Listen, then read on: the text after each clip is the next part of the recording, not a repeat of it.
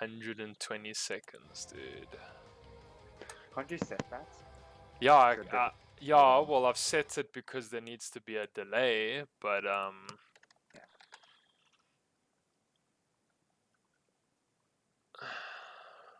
Okay, I'm literally just gonna start the stream and play like 10 seconds of music. All right, dude. Cool.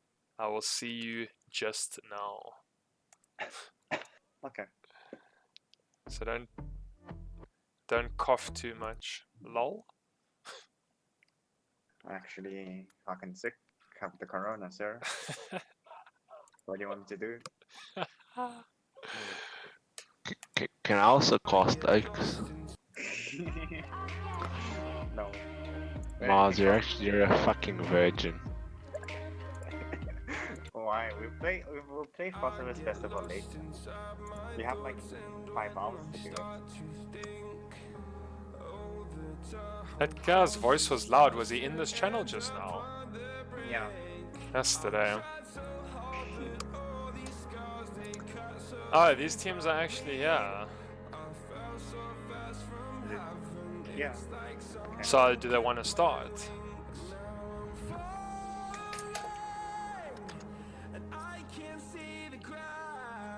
Gosh, the stream didn't even get a bloody start, dude. What are you doing?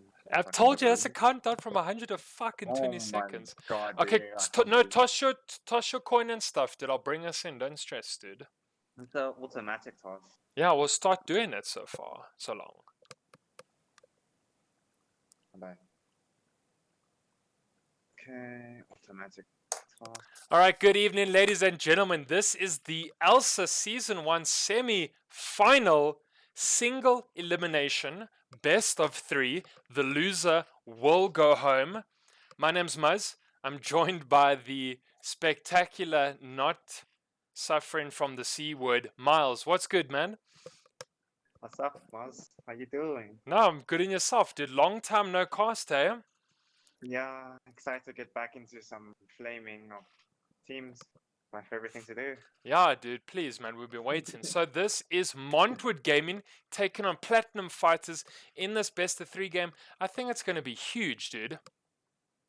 I'm definitely excited to see what these new teams, well, not new for me, what maybe not new for you, these new teams can bring to the table. Yeah, I'm excited to see like how they incorporate the new meta and the new heroes or whatever. Yeah, no, pretty keen myself. So we are going to get straight into the drafting phase. Yeah, unfortunately, not an awful lot of time for us to get fancy with the intros and the music and all that jazz, but it's all right. So, Miles, I suppose I can't ask you what you're expecting because we're not really sure yet what we're expecting. Do you think it's just going to be pretty much straight meta plays, bring out kind of the ELSA weavers, or are you expecting a bit of like a curveball? I think the wisest thing to do right now is to play a standard game, see which lanes they like. If I'm on Platinum Fighter, I would play a stable game and then see maybe which lanes are weak on Montwood Gaming, and then maybe cheese strat on like the second game or the just cheese strat on the second game. All right, well, we're going to have to... You know what? So, Miles, I think all the cheese strats are going to have to come out because, once again, this is a single elimination. There is no loser's bracket to fall down into. So, if you're not able to best this best of 3 tonight, then unfortunately, you are going to be going home. Miles, let's take a look at what the bans have come out so far. We've got Montwood. They've banned out the Muzz and the Morphlin, both very strong heroes at this moment. And then on the opposite side, we have Platinum Fighters who've banned out the Lion and the Phantom Lancer. Again, both in their right, very good heroes at the moment. So what's your viewpoint on our bans thus far? I think the Morphling ban, the Morphling and Mars ban is definitely really good because if those are lane dominated, like if those heroes put in the hands of a right player can dominate the lane, and then like a Mars, a really good offlaner, can destroy their carry and then rotate and then lift that level 6 spike and just completely just cheese the whole game. Yeah, there's not too many heroes that can escape that Blood Arena. And of course they did ban out the Mars as well, which I think should be able to wave out of the Blood Arena. I know someone like Slark is able to pounce over it as well. But you know, usually otherwise you can't get out of that Blood Arena, so it's got a very good catch, plus it's quite a beefy, strong 3 right now as well. Willow there on the opposite side getting banned out, such an amazing support hero, even in some instances a good core. Potential mid, maybe? I don't know, I feel really weird about the Lion and Dark Willow band because those aren't really the top tier supports right now. The top tier supports in the meta right now is Snapfire, Winter Wyvern, and Lich. And I think, those are the only 3 I can think of. Like, those things are disgusting in lane. But Lion and Willow, I don't know about those bands. Maybe they played against each other and know about the famous. I don't know. Yeah, no, it is the Lich, the Nature's Prophet. Yeah, Nature's.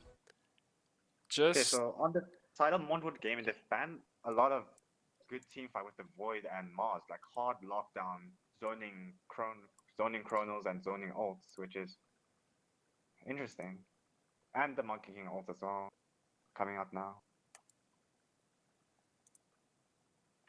yeah, 2 very good cores here. Getting banned on either side. I mean, actually, 2 big AoE abilities, in fact, from Montwood with the Chronosphere and the Wukong's Command.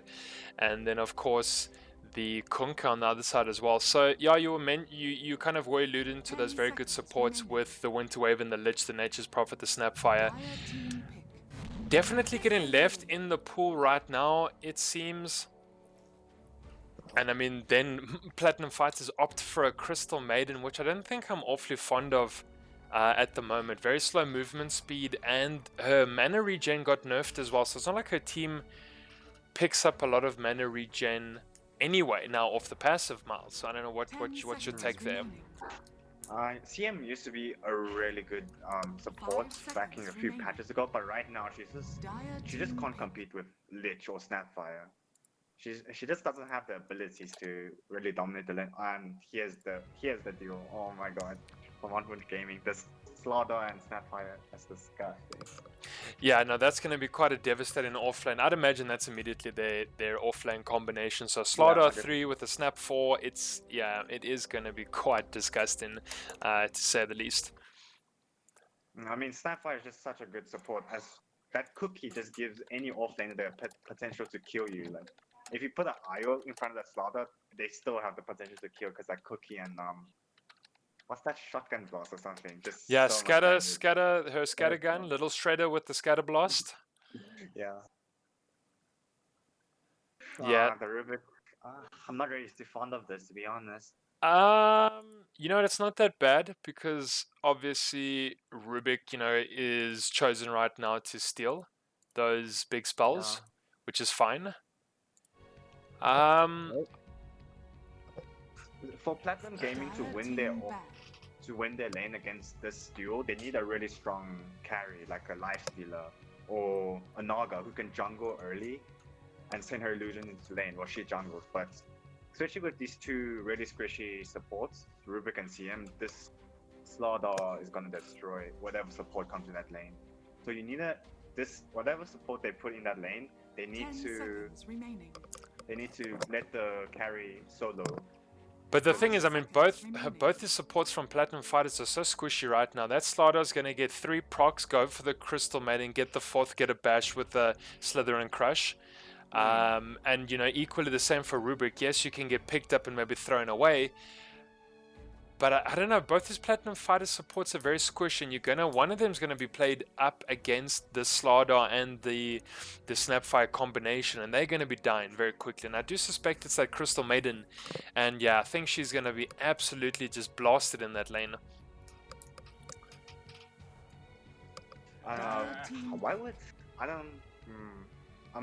It's a bit weird that Platinum Fighter would ban the Lifestealer. I would think that you would want a hero like Lifestealer who can just rage out of the combo from their offlaner. But it's really weird that they banned the Lifestealer, which is like one of the few heroes that's gonna do fine in that lane. Yeah, kind of you know, the only reason I could really think there is that they would want to stomp Montwood Gaming from actually picking up the lifestealer. But yeah, they should have picked it for themselves. And of course, the third pick of Montwood was happening now before Platinum, and they probably did want to get that block on the lifestealer, so I get it. But yeah, they did want, I think, someone who's got a natural BKB plus the kind of the lifesteal, the HP lifesteal, which you could use against two tanky heroes like a Snapfire and a Slaughter there. So yeah, interesting ban coming out from Platinum. On the other side, we do have the Storm already getting banned down from Montwood. I can't think of much to do. Probably the only thing I can think of is when the Snapfire ulti goes, the Storm Spirit will instantly zip and just cancel it. Maybe that's the reason. That's the only thing I can think of.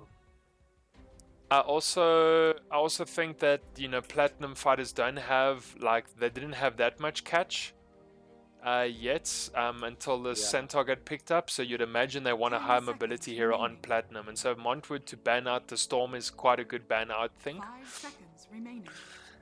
Because there's nothing on both sides, I guess. This Witch Doctor has a cost which is great, and the Slytherin Crush which is great. So there's an overall kind of decent catch over there. There is a freeze on the CM with a stomp on the Centaur. So both teams kind of have this alright amount of stun. But yeah, you can see the morph out with the Storm out says enough.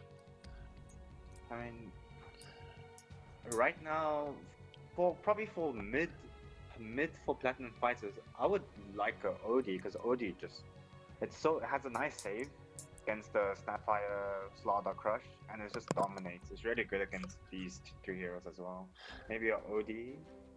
Yeah, so like Odie against physical heroes is pretty good. So usually kind of against your Phantom Assassins and DKs when they run mid, then Odie's pretty good. So, we're going to see if that does take place. But I mean, it's... Yes, that's more than likely just going to be the safe lane hero. Yeah, I mean, Gyrocopter with Witch Doctor is decent. It's broken. With the Maledict and Rocket Barrage damage. 10 seconds. I would like, if I was the Gyrocopter, I would want a Lich on my lane so I can just run with the Frost Shield and just continuously just run down the Centaur. But Maledict is also, Witch Doctor is also good here.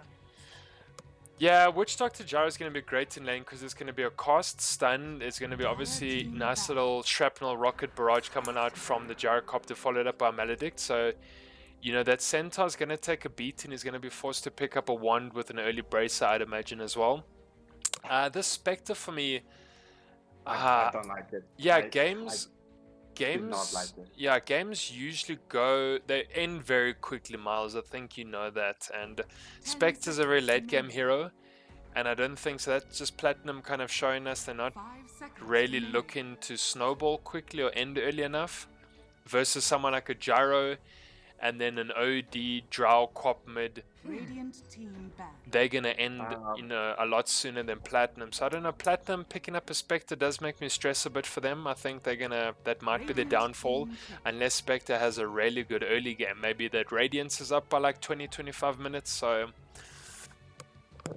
Platinum Fire, they need to pick like a really good mid lane. Okay, there's the Quap we did mention, but not on Montwood side. Quap is a really strong mid laner, but if Montwood picks up a Pugna, they actually absolutely destroy this game. With the Pugna, they have tower push, and they have mid game, and you want to have early game and mid game. With the Decrepify against the Spectre, the Pugna would be perfect if they would want to pick it up. And I mean, so yeah, that's so far, which makes Platinum's draft a bit of like a gamble, because you get your early to mid Quap with a very late game Spectre, versus on the other side you have a decent early to mid game Gyro, and depending on what their mid hero is going to be, I mean, there's still TA in the pool, Invoker, alright, so Tinker, so they're going quite heavy on the push on the side you have Montwood. And that's the thing, that Tinker is going to find a lot of empty space, because Spectre for half the time you're going to find is in the jungle. So I don't know, Miles. I think it's looking a little Montwood favored. Could I twist your arm for maybe a prediction? I have to go for Montwood. They draft. I don't know why Platinum Game will pick Spectre into a Slaughter and Snapfire lane. Spectre's not a solo laner. She doesn't jungle early. Yeah. If she goes to lane, she's gonna get dumpstered. If she goes to jungle, she's gonna farm really slowly. But you see, 100%. So I mean, that's the thing. Does the Spectre have a good Radiance time, and then is the Cop gonna have to fend off the rest of the game while this is all happening? Plus, you know, Tidy's gonna have to steal 1 or 2 decent spells to make this worth the time. We're gonna have the Tinker roaming around doing a lot of work, while the Gyro is probably gonna get farmed a lot quicker than what the Spectre is. We spoke about the Snapfire and this this ludicrous, you know, his name's perfect. Yeah, it's going to be an absolute ludicrous combination here in the offlane from Montwood. I don't know, Miles, it sounds like we're going to, you know, our votes are going straight 2-0 to Montwood. So I don't know, is it as easy as that? You know, are you expecting, like, is there some form of an upset from Platinum that we might not have seen? I think Montwood, their draft is easier to execute. They have the easier heroes to win the lane. Win the lanes, go mid game, and then Tinker just deals with any split push that the Spectre is going to do. But on the side of Platinum Gaming, their co-op has to dominate mid to make space for the Spectre, who's going to get dominated in the lane. The Centaur lane, it is against the magical damage of Gyrocopter and Maledict, which isn't good. But I don't know, this co-op needs to dominate mid for Platinum Gaming to have a really good game. Even a shot at winning the mid game. The thing is that when the Spectre gets Radiance at 20 minutes, which is still a bit late for Spectre right now, she's still gonna who on Montwood's team does right click damage at 20 minutes? Not a lot of people, because Gyro mid game to early game is magic. It's gonna be that co-op. Also magic. Yeah, it's going to be that co-op only. Well, I think we are going to have to see how this goes. So, if you guys have just joined us, this is the ELSA semi-final game, best of 3 Montwood Gaming take on Platinum Fighters. My name is Muzz, and joined after quite a long sabbatical hiatus is Miles. And we both put our money down here on Montwood. They've got a much earlier game push. Yeah, Spectre, we're a little bit... I don't know, Miles, we're not too hot on the Spec now. I think we're both expecting him to have quite a good early game, and if he doesn't, that does put Platinum a bit on the back foot. I really don't like the Spectre, to be honest. We're in contests, yeah. Alright, so how many did that go? Was that like a 3-1? No, they still need to pick Montwood still needs to pick up 1. Yeah. 3-1. Alright, so 3-1 going in favor of Montwood. So that's some decent early gold for them. And yeah, they're going to be quite happy with that fact. So it is going to be Spectre, obviously, here in the safe lane with the CM. Yeah, I did mention kind of CM's mana regen for the team now got such a nerf. I mean, look at that, 2 at level 4. It's not even, you know, that much anymore. I mean, 0.5 at now at level 1. It's quite pathetic. That kind of offers up... It doesn't offer up mana to the team anymore. Yeah, back in the days, I used to be criticized as a CM spammer who would not max out my E because I just didn't see that much value. But even now, that aura is quite useless, to be honest. Yeah, well... Just get another level in my nuke or something. Yeah, well now even more so is it pathetic. And usually... kind of all the CM that I've been playing is that they usually do opt to go for the Q first, your Crystal Nova, so you can have that harass in the lane, and she's opted to go for the freeze, which already has put her out of mana because she's used it, and it's so damn expensive. So look at that, now we got, you know, the CM sitting with Frostbite unable to go off, and he has Rust or Decay already trying to mess with her pool. She did get the pull, it's fine, but yeah, look at him. See, that's the thing, he's got the Scatter Blast. He's going to farm this jungle from her, which is so awkward. Yeah, I mean, in that hard lane, you have to pull, and you want to contest that pull, and it's really easy to contest the pull with Snapfire, because anyone who trades with you, just cook him and Scatter Blast them, and they can't do anything. Yeah, and the CM is definitely not the support to contest anything.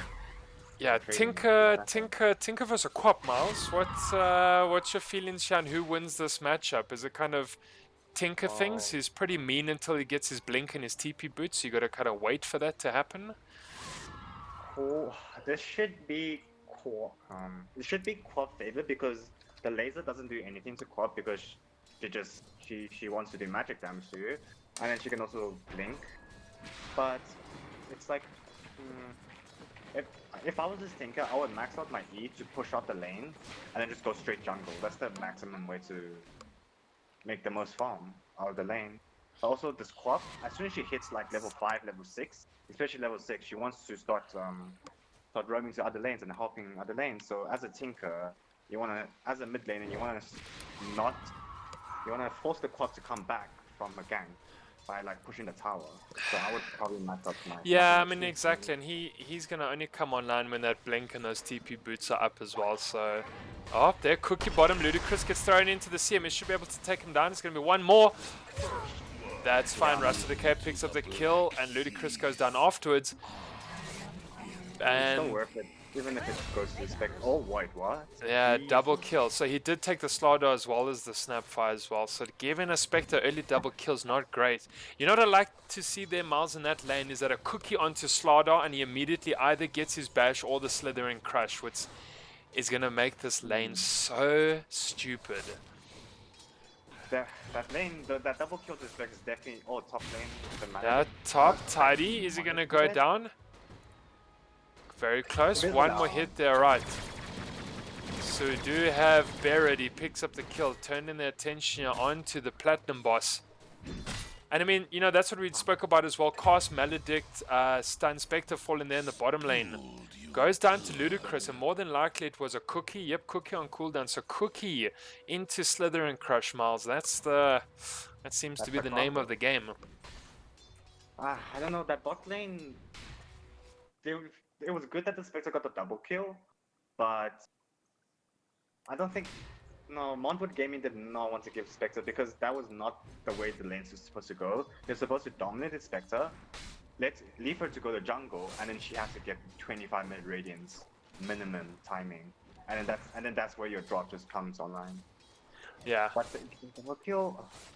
Well, I mean, yes, the Spectre got the early double kill. He has died, so it is 2-1. I mean, it's not fine, but I suppose that is going to slow Spectre's early game down a little bit. You know, he's going very quickly for that soul ring. But it's that Rad's time. That's going to be what makes it for us. Is there a very, you know, early Radiance time coming at you from win-win easy peasy? We're going to have to see. Ludicrous may go down. No Crystal Nova still on the CM. So no harass yet from this 5 support. Look at the mid lane. This Quap is dominating this Tinker. Oh, we're both on the jungle right now, so. Like I said, this Quap needs to win this mid lane hard and get his level 6. You either need to kill the Tinker before he hits level 6, where he just jungles, or you need to gank other lanes. But this Quap is doing really well mid lane against this Tinker. Yeah, Tinker usually is quite disgusting to mid against. He's usually pretty strong. He can obviously throw a lot of magic abilities at you, which do suck. There we go. See, I'm going to go bottom down in the lane. Ludicrous getting chased. They might block in win-win here. Out, Ludicrous gets Slither and Crush. Should be able to make his escape. And a position for Snapfire. That's a support that does a lot of work. Oh, Scatter Blast in the camp. Oh my goodness. There's so much damage. Yeah, it's too much. I feel like they're not. Feel like Montwood Game is not getting as much kills from this bottom lane as they want, because this CM should be dying constantly. When she TP's back, constant threat. When she goes to pull, constant threat. But I don't think Montwood Gaming is applying enough pressure onto the CM and Spectre. Yeah, I mean that's top lane. Oh no, this is a bad timing on the pause. Top lane, yeah, this Gyro's getting got on. Maybe the Gyro's lagging. Maybe that's why it's lagging. Yeah, I don't know. This is not the best time for a pause.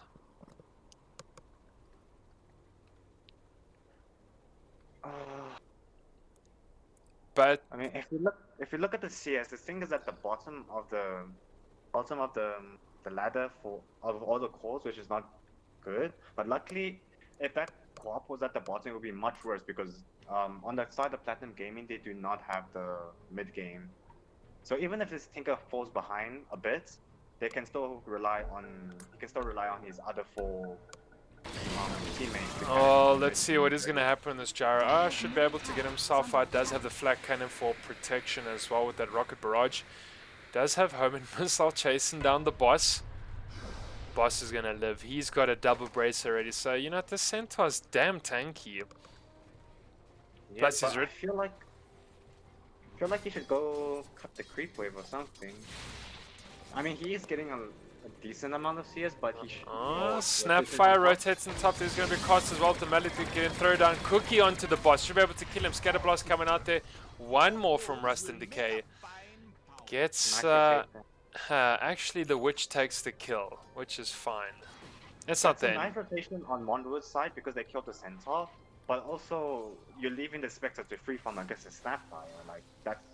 I would prioritize turning up the Spectre. Against the Slaughter, I don't think he's gonna die. No freeze coming out from Hoyt. Radiant's middle tower is under attack.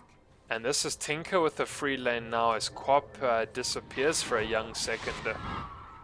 But both still looking good. Level 7 each. Tinker last hit's not looking great next to the Quap though, hey? No. The general CS of this game isn't that good. It should, like this Spectre who has had a nice free farm for the past 2 minutes right now because of the rotation top, and then not enough pressure by Montwood side should be having like 45 CS minimum. Top lane. Oh, okay. Yeah, okay, there's gonna be action on Taddy here. He's gonna bring down the big call down. Platinum Boss should be able to get taken down. Yeah, it's gonna take one more hit there, and Rust or Decay does pick up the kill. So that's a second one on the Centaur in quite a short space of time. Maybe that Centaur was underestimating how much damage this lane with the Snapfire could do, but him dying more than once in this lane is really bad because he right now needs to be the strongest laner. He needs to push this tower, force the gyro back into the jungle, and he and the Quap needs to dictate the momentum of the game, but him dying twice is not really good for this lane. And do we have any stacks up on the Platinum side yet for the Spectre? Because the Spectre's going to need, I think, quite a few stack jungles if she's looking to pick up those items quite quickly. Dire's structures are fortified. No, I don't see anything, but Oh, Mortimer's kiss straight into the Cookie as well. Throws in the Gyro. Gyro's actually going to die there. Quap is TPing up as well. Is going to be any action? They're looking to take down Rust or Decay. Should be able to find him. There is a Frostbite here coming in from Hoyt. Oh my goodness, very close to escaping actually first with that TP. But Platinum Boss does pick up the double kill. That was pretty. I was watching the Gyro's perspective, and he was ping bot lane rapidly. Probably maybe to say that missing, he didn't call missing or maybe rotation, but there was when you have bottom lane missing, when you have heroes like Rubik, Quap missing, you can't push that far into the lane as a Gyro because you know they're gonna gank you because you're the carry. You need to fall back, and you can't really blame your team for that, even though they might have not fought missing or whatever. You have to understand, have some map awareness to say that I'm the carry, I'm the most important hero. There's 2 heroes missing on the map. As with the Quap, they're gonna gank me, so I need to fall back. But I mean, you know what? There also was a Cookie that came out from the Snapfire as well, and maybe, you know, the Gyro wasn't expecting to be forced into the fight, but he was because of the Cookie, and he died for it as well, because essentially what's happening now in this top lane as well is that he's getting cookied into a stomp, into a Centaur stomp, which is bloody huge, with the double edge as well, which is not fun. So, yes, and then Snapfire, of course, died and exhausted her Mortimer's Kiss, which is on cooldown right now. Bottom lane as well. Are they going to be able to go here into the Spectre? They should. so much damage. Yeah, Tidy getting blasted on the fringes as well by that Death Ward. So that's already one down for Platinum Fighters. Easy peasy. Very close to down. Platinum Boss had to rotate, leaving Gyro open in that lane there. They get the freeze on to Stoopy man, but Mortimer's Kissia coming onto the action. It's going to fall onto a hell of a lot of them. One goes down, two goes down here on the side of Montwood. Hope should be able to make it out. He's not. And Radiant structures I mean, are this fortified. Slaughter lane, this Spectre should not be the highest CS in the game. He should not be. What level is he? He should not be level 8. He needs to be level 4. Dire's oh, middle tower ulti they're getting thrown out from the Quap. I don't know why it didn't land on anyone. Tinker does fall though to easy peasy with the Spectral Dagger. Quap on the chase still, trying to go into the snap fight. She's got no more mana though. Bottle's empty as well. They turn onto her. Ludicrous gets a defense Slytherin's crush with the cookie. She can't blink away though. In fact, she does have one more pip for blink. It's not going to do anything. Cast coming out here from Stoopy. You know what? That was a mid for mid, Miles. The Tinker fell, the Quap fell, to be honest. It's true, but this Quap, like when you're playing Quap, when you blink in, you must know that you're very vulnerable until your blink goes off cooldown. So when you blink in, you kill the Tinker. As soon as that Spectre got the Tinker kill, you just back. You just instantly back with your team. You don't go for more. Because you've already used your blink, you've already used your way of escaping the fight. And I don't know, killing this Tinker right now is quite useless, but killing this Quap, who's in the Spectre lineup, who's supposed to be the mid-game momentum carrier, should not die. So would you say that trade was a lot better for Platinum than it was for Montwood? Yeah. Or no, It's better for yeah, sorry, the other way around. So it was a lot better for Montwood. They could afford to lose a Tinker versus Platinum couldn't afford to lose the Quap there. Alright, I hear you. Tinker, you can farm jungle and come out with a blink dagger. Etherland still be useful, but if you go jungle and you go into 30 minutes, you come quite useless because you're supposed to be the mid-game dominator. Your ult doesn't do that much damage late game. Oh, they're looking to size up the Spectre as well. They get the Mortimer's Kiss here with the Death Ward as well. It's going to be 2 down inside your Platinum. Are they going to go for more? Hunters here should be the third pick off very easily. Slytherin Crusher coming out from Ludicrous as well. Tidy, he's going to steal the Crush, but with no mana, I don't think it's going to be able to do anything. That's it. That's such a disaster on Platinum. Oh, they're looking for more. Lost your Quap again. She just TP'd in as well. Now she can't TP again. Well, Spectre. well, yeah, you lost the Spectre and the Quap in that fight, so both your position 1 and 2 are dead, and you lost them for a Witch Doctor support, which is not a good trade if you Platinum fighters at all. And meanwhile, Baran Gaming, this Gyrocopter has been free farming for the past 5 minutes because this Quap has been rotating bots, dying. TP bot died. Spectre died again. Oh, well, there we go. Stampede onto the Gyro. Is it going to be anything? Platinum Boss is going to find him under the tower. There's a hell of a lot of TPs coming in as well. Ludicrous with the Slytherin Crush. He's going to get him down to half health. Maledict thrown as well. He's tanky. He's got a Vanguard. He should be able to get a Quap here. Full mana this time. Is going to be the ultimate coming out from Hoyt. Oh, boy. That's the sent down. They're looking for more. Stoopy Man should easily die to a Quap, but he's got the aggro of the tower with no ultimate. They're going to call that off very quickly. Good rotation from the Quap, but I don't know, there's just... Oh, he's looking for him. He's going to find him. Stoopy should be dead. Oh, that was easy. I don't think he had a TP. Oh, look at that. Carrying no TP, Miles. Oh no, that's such a mistake. I mean, TP's already expensive, maybe like 90 gold, and as a support, you can't really get that 90 gold as quickly as your carries, but it's still not an excuse to not But I carry mean, TP. like, you know, come on, right? When you've got an empty TP slot for free, like, you should always be carrying one, right? That's just the standard. 100%. TPs are so important in this game. Like, this Quap needs to constantly have TP, constantly be aware of where she's TPing, because if you TP is bot, the charge. Oh, Blink here into the Mortimer's Kiss as well. Easy peasy, should be able to go down so quickly. That's Spectre down again. There's just so much initiation here coming out on the side of Montwood. Stands as well. That's Hunty's getting bashed, but here comes in the Tinker. Should be able to blast down Hunter. That Blink was great. He has the scent, misses the stomp.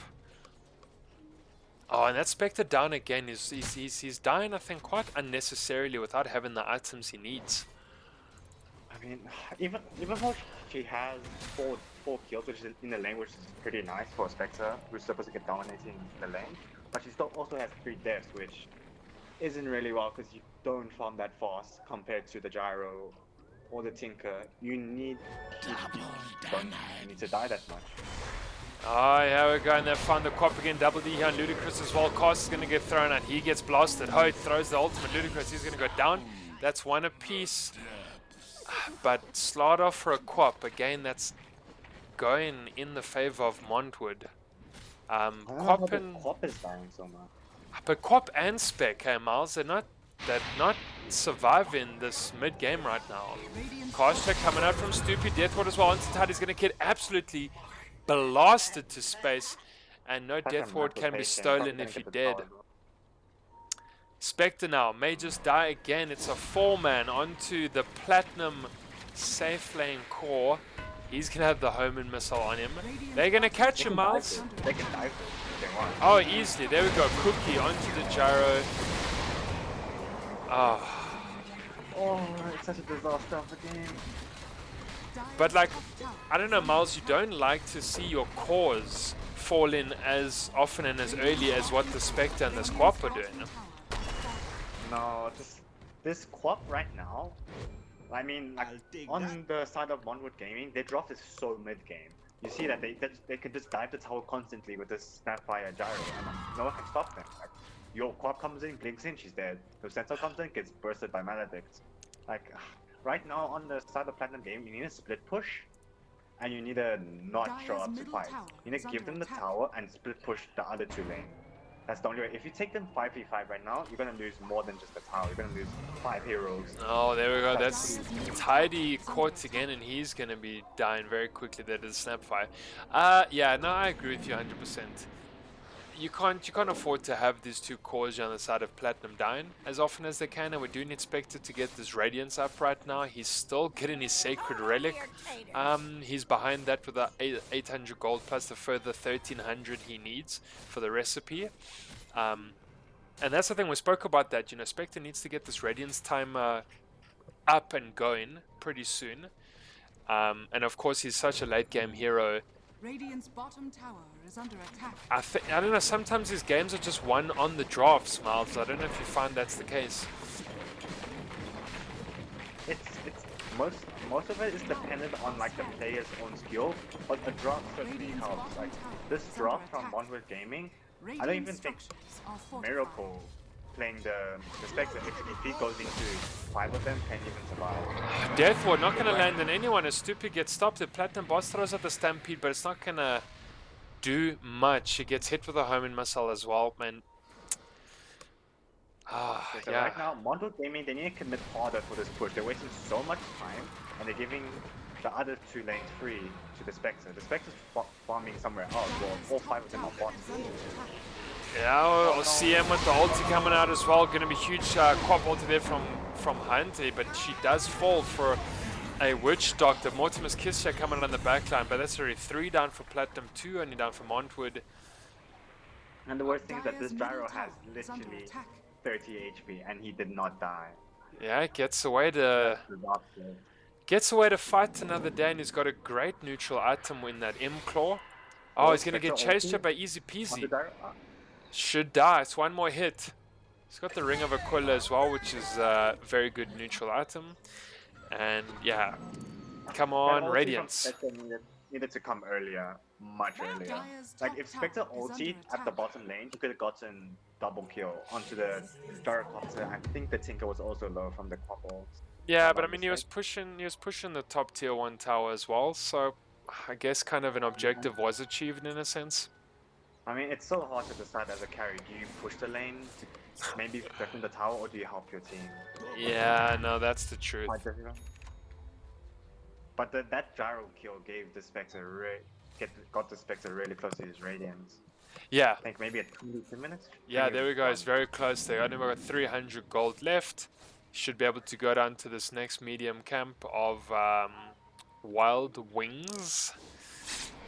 And then yeah, he should have this Radiance up. That is going to be about a 21-minute mark Radiance, so it's okay. 21.5 rounds. Yeah, I mean, but the thing is like Montwood are slowly snowballing, I think. So I don't know if the Spectre with his Radiance if he saves the day or not. I don't even think this Radiance matters right now because the Spectre goes in with a Radiance. Cool. I'm just gonna gyrocopter. The gyrocopter is just gonna go on you with the Maledict Death Ward and you're dead. Your Radiance is not gonna do anything against their combos. So we are very close to getting a BKB up on the Quap as well, which is going to be decent. She hasn't gone for any hard items except for the survivability. So there's no kind of, no Orchid of Malevolence here into a Bloodthorn yet. But I guess, you know, with the amount of dying that these two cores have been doing, to be honest, I think Hunter does need this BKB. Sure, but we can see how much of an impact the Snapeye has. He has so many kills, and you need someone to cancel that ulti. And if Snapeye's at the back, you can't get to see him to do that because his calls are going to protect him. Oh, yeah, we go. Smoke's broken. They might be able to catch two. They are going to go straight into easy peasy as well. Mortimer's Kiss gets thrown out. Tidy with the steal. He's only got a paralyzing cost, so it's not going to do too much. But Spectre able to get away. Cop in the background, trying to blast and does catch three. Going under Stoop. He's going to get the one. So that's one down. That's two down. Snapeye down. That's three down. Spectre dead, however. Ludicrous. They found four. Very, very good fight you're taking from Platinum, but Miles, I don't want to be that guy that harps on it all night, but that's the Spectre out again in that fight. Does have his Radiance though. It depends. Oh, I don't know, that was such a bad smoke gang from Montwood Gaming because they just smoked in, no vision. And they took a fight onto the team. They took a fight without any vision, and that's how they got dumped. They started trying to focus on the Spectre, and they didn't see the Quap coming from the behind and but that Spectre dying is pretty bad. But on the other side, one Spectre for against Montwood Gaming's midline drop, you're just delaying it more and more, and hoping this Quap can carry better for the mid game right now. I don't know. Yeah, and exactly. Forced in the late game so that Spectre can come back. He's got his diffusal queued up now as well, which is going to be absolutely great. And Quap should be very, very close to picking up that BKB of hers. But yeah, bottom looking a bit dangerous. Got Tinker hiding in the woods and the rest of Montwood are coming down. Is a blink on the slaughter. Is going to get the miss. Hunter should be able to get out of... Oh, is it going to be a catch? Nope, not today. Had the blink, had a stampede from the centaur as well. No, okay, actually stampede on cooldown. The centaur stampede's gonna be really crucial when your Spectre's farming and they jump on you straight because that's what Montwood Gaming wants to do. They wanna smoke, play aggressive, push the towers, and catch your calls like really quick. And you need the centaur player really needs to be patient with his stampede and not just... Oh, there we go. Stomp on the Stoop here as well. He's going to throw out the Glimmer Cape. They know he's right there. They don't have the dash. Throws out the Death One as well. It's not going to do anything. Oh, double edge. Hope throwing out the ultimate. I don't know why he felt a need for freezing field there for a Witch Doctor. That was wasteful. Yeah. So, Montwood Gaming made a mistake right there. They're pushing with the Gyro and Tinker top, but the Witch Doctor and Slaughter is at bottom, while the Snapeye is nowhere to be seen. That's not how you're supposed to play this round. You need to go S5, you need to push the tower, gain map control, and eventually go Roche. You can Roche with the Slaughter, but your Gyro is really weak right now. But you cannot split. If you split out, this Quap and Specs is just gonna pounce on you and just destroy it. Oh, there we go. Spectre ulti. Hunter picking off the Tinker, which is exactly what you want. But Spectre's also hunting the Gyro at the same time. That Radiance is slowly killing him.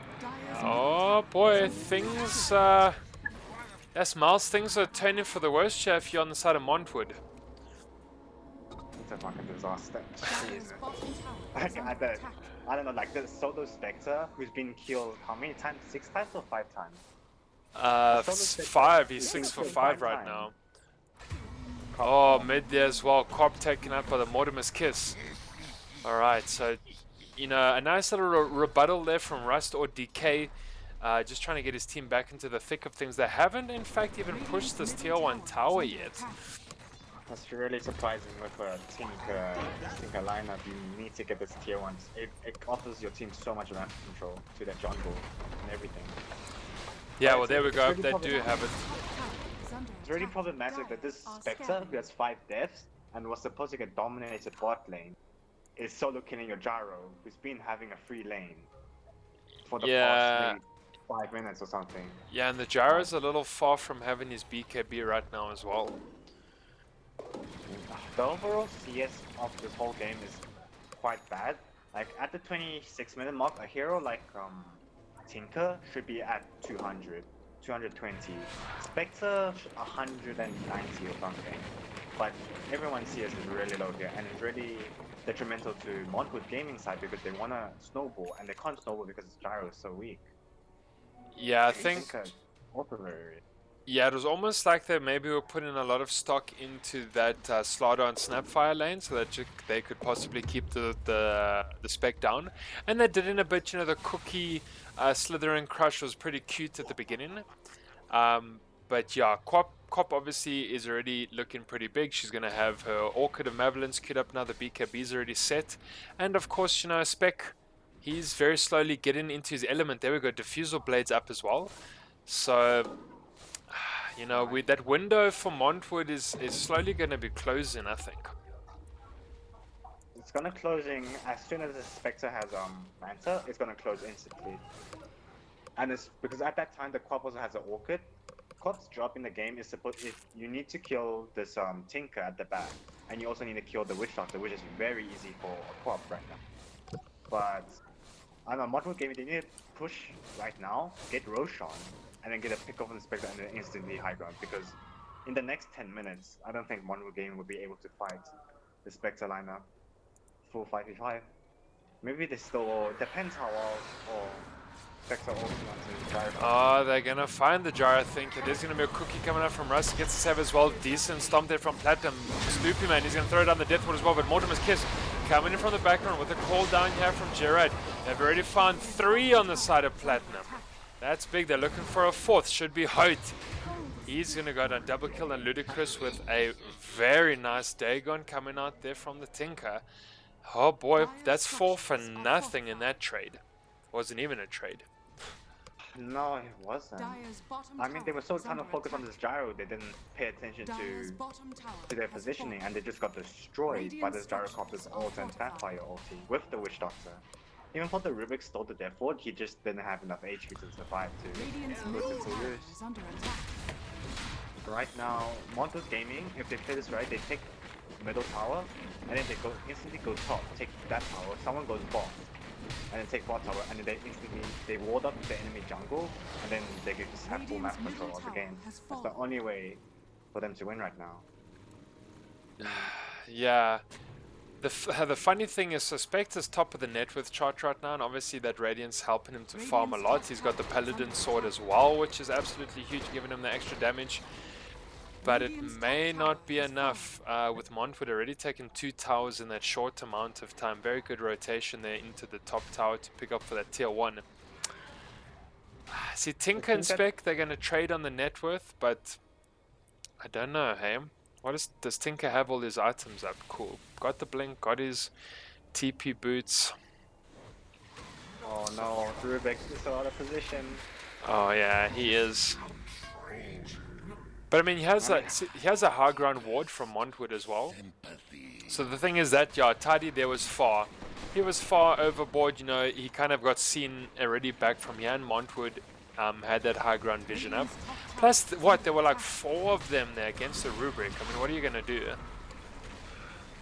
I don't know. I mean, that Rubik, like, even though he's a support, which is insignificant quotation marks, you giving up 1 death could give the potential for them to Roshan or even take another tower because they're missing 1 hero.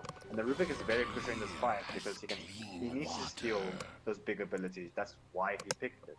He needs to steal the Tinker Laser. He needs to steal the Mortimer's Kiss if possible. Yeah, I would love to see Rubik throwing Mortimer's Kisses around. That would be absolutely amazing, I think. It would be really good with the Centaur Spectre lineup, but it's really hard because if the Snapfire, if Dust or Decay plays this really right, he stands at the back, and then he just Mortimer's Kisses. If anyone approaches the Snapfire, this Slaughter, and it's just gonna pound, it's just gonna blink on them and then instant death. But I mean, did you notice in the early game that the Snapfire was throwing kisses from very close there? He wasn't using that range to his advantage. He was almost on top of the targets. And Mortimer's Kisses doesn't work. You know, you can't be that close. Yeah. But I mean, he did miss a few globs because it is like I think a 4-star like a distance of force stop that you can't shoot the globs that close to your body. Yeah, as yeah, a it is. missile. Yeah, minimum launch range of 600, exactly the same as a force-staff distance. Well, Miles, you know exactly what is going on here. I would like from Montwood Games to use their Smoke of the Seat more and their Tinker more. Because the Tinker pushes, let's say the scenario, Tinker pushes top, forces rotation bot, you smoke as 4, the Tinker can join you at any time with a BOT. You smoke as 4 bot, you catch a Spectre, or anyone, it's fine. And right now, that's what they're doing. But they need to fight with a ward on the high ground, or any vision, because fighting without any vision against the Co-op and Spectre is pretty bad. Yeah, Okay, they've not got saying just the one observer ward here on Stoopy. He's gonna put it down here in the mid lane just to get that vision. Yep, straight behind the creeps Dire as well. are scanning. Scan right on target. They I might. don't know. I don't think you want to I don't fight know if high Montwood ground Games into a will Spectre with a double D though. There we go. So the illusions are going to get thrown out. Not going to do anything with it, I don't think.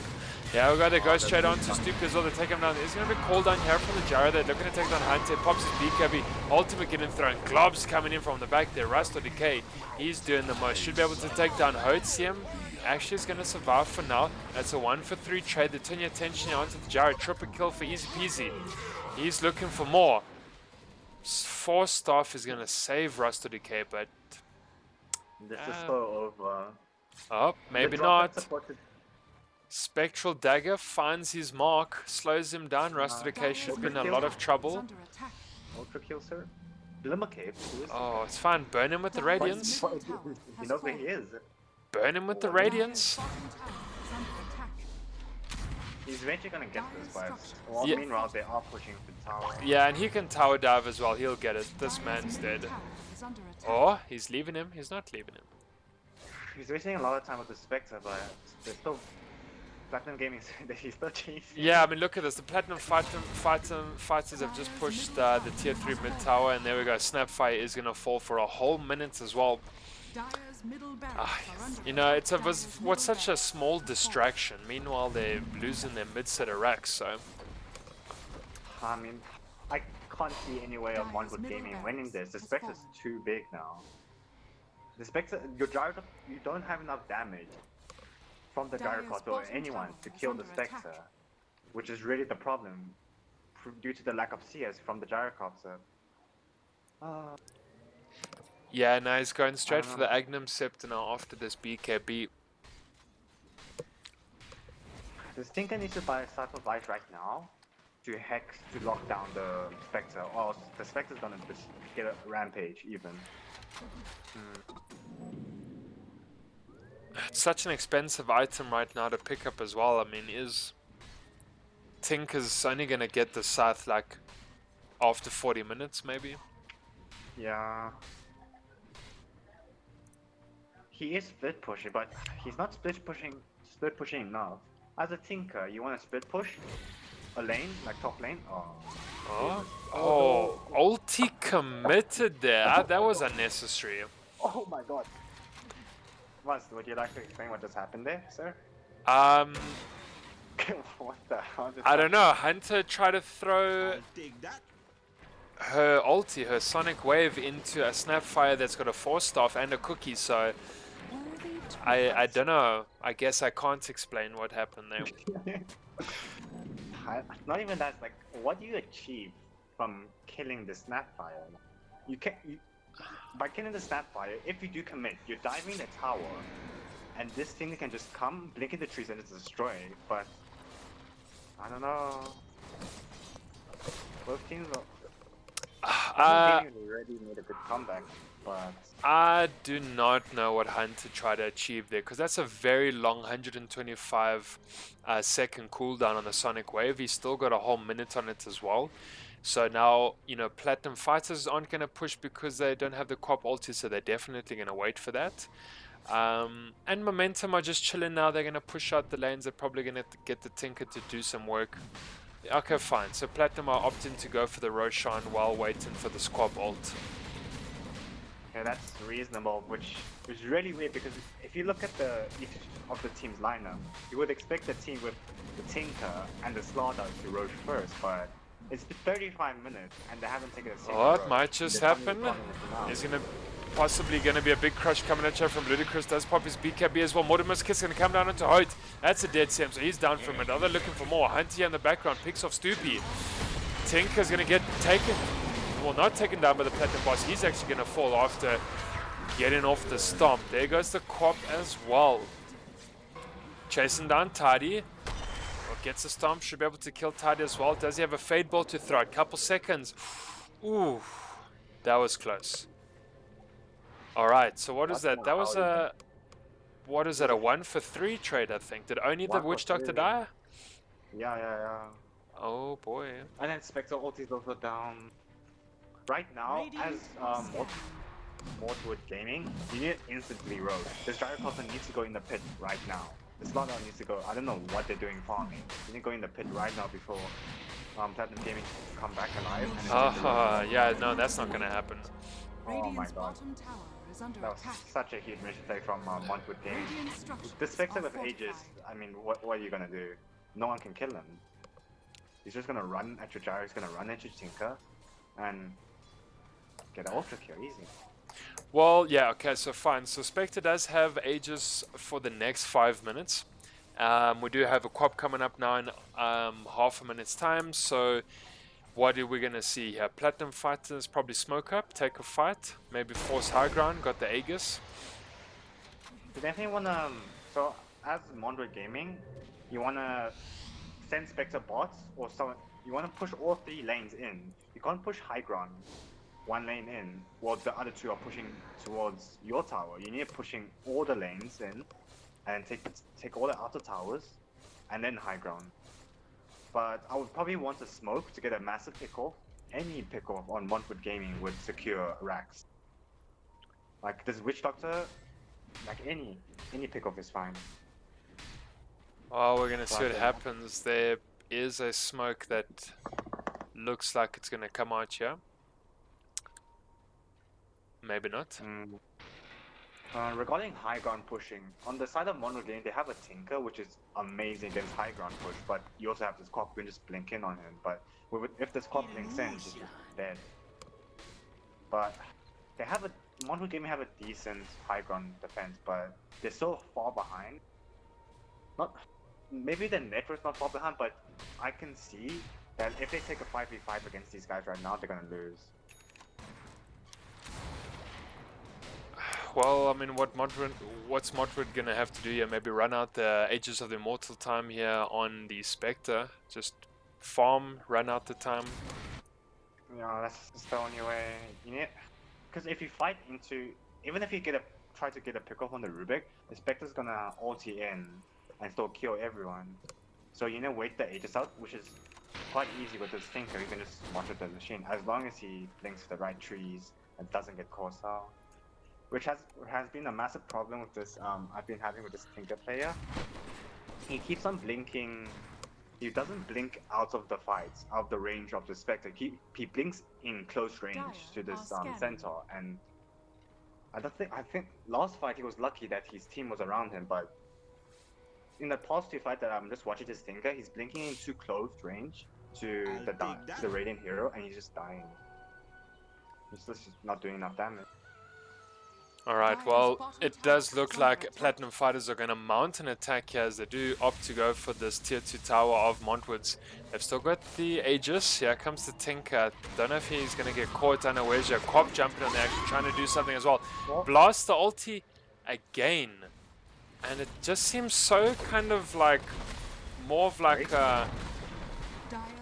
But like a panic ulti, you know, like when Legion Commander just duels for the hell of it? It just seems like a panic ulti coming out from Hunter there, because I mean it caught 3 guys that really didn't do anything, and there they all walk kind of very happy, nothing happened to them. And that's sad. To be honest, that Hunter ulti helped them. Yeah, Quap should be able to go down here in the mid, and he's going to go down out for a hell of a long time. Quap's looking for more. Hasn't even used the BKB yet as well. How are they? Oh, illusions. Tinker dead. He needs to buy back right now. I don't know Well, why the Tinker was showing lane middle. He didn't. you know what, and this is Easy Peasy still sitting with the Aegis as well, so they can push this high ground, maybe even straight mid. We're going to see it. There we go, buyback coming out from Tinker. Yeah, they're looking to fight this while that Quap is down. Holy crap. Okay, well, there we go. That's Stupid down as well, so that's a call for a support. Platinum Fighters just, they don't keep their cores alive. Yeah, they do. Tinker with those homing missiles are so damn annoying. I don't know what Hunter was doing there. Because why you can't dive tier 4. Oh, blink onto Hout, but he gets used up. Not back. Actually, Yule's coming out there from the Rubik, but it's fine. He should fall as well. Up, homing missile, followed up by the Gyro. He's going to get himself a double kill. Well, you know what? If you Montwood, you push now. You push the hell out of it. Tinker Yeah. goes bot, Oh. pushes our bot, and then everyone just goes middle to get ranked. Platinum boss, yeah. No, exactly. You got the decent split push coming out from the Tinker, plus you do have the Gyro and Ludicrous running down the mid lane right now, so yeah, I don't know, just the Spectre with the Scent got the high ground defense right now, so I do suspect this tier 3 tower and Rack should be able to fall. I cannot have a vision for this is what happened to Platinum Gaming, because that quad blinking was so bad for his team, because he baited in his whole team. And because you dive tier 4s, you get instantly bursted. You're blinking into a Slaughter, a Gyro, and a Tinker who has Dagon. I don't know what you expect. And then that led to your team falling back, and then... Oh, there we go. Is Platinum Boss going to find them? Stomp does miss, looking for more. Got Ludicrous Chat Trick looking on to Easy Peasy. Can just run straight up the high ground. Alright, so nothing's going to happen there, but they did pick up the tier 2 tower. So, I mean, Montwood slowly but surely are just tapping away. I don't think Platinum Gaming... I don't think that was what they wanted to do with their Aegis, because you want to get racks, because you were ahead in that game right now. But now, since you lost that fight, Montwood Gaming have a really good chance of just taking this game. Has a Snapfire with a Witless Shaco that looks like it's going to shop.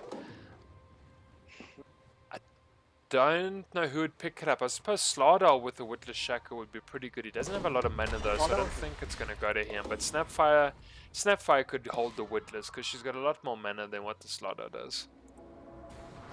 Well, the Timeless Relic that's my favorite neutral item. You would give that to Tinker 100% with that Hex and Laser. Now still holding the Titan Sliver. But this tier 2 tower should be able to fall. Yeah, you got Hunter far in the background just on the defense. Hopefully not going to throw that Sonic Wave at anything. Yeah, I just wanna look at this Rubik's item board. He has a Dagon level 2. Yeah, with the Yules, which has come out quite a lot. I don't know why would you buy Dagon, to be honest. Like, you're not the one who's supposed to be doing damage. You're the one who's supposed to steal the stun safely and then control the fight. You're not supposed to be the one doing the damage, which is a mistake most supports make in like low MMR games, because they think they're doing the damage, but actually your carries need to do the damage, and they need supports who can crowd control and stun the other cores to do damage. But this Dagon build is purchased really bad. Yeah. He just doesn't need it though. That's the thing. He just doesn't need it. He could have used all of that gold to build another item. He's going for his Glimmer Cape right now. You know, it's things like an Aethelens, maybe even getting Guardian Greaves for his team. But yeah, Dagon just seems like the selfish build, or the greedy build.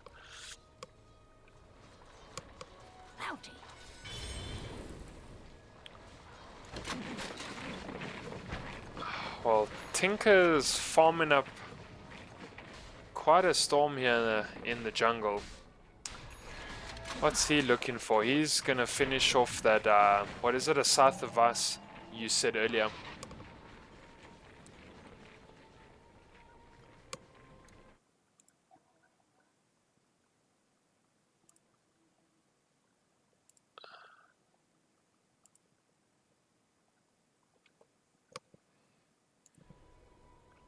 Right, so we're gonna see what's gonna happen with both these teams. Obviously, you have the Aegis. That's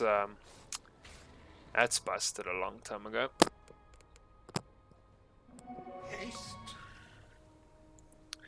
Are you with us, Miles? Oh, nothing coming through.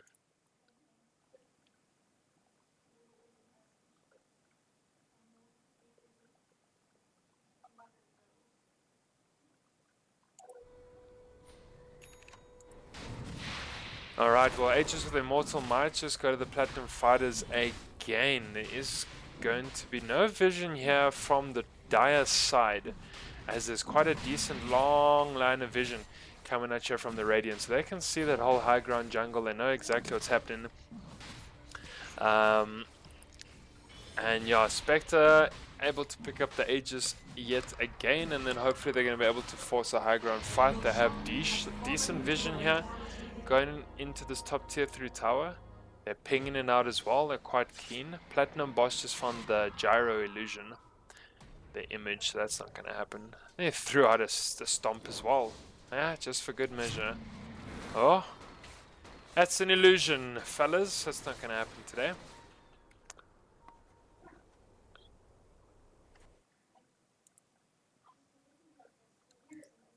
Have you made it back, Miles?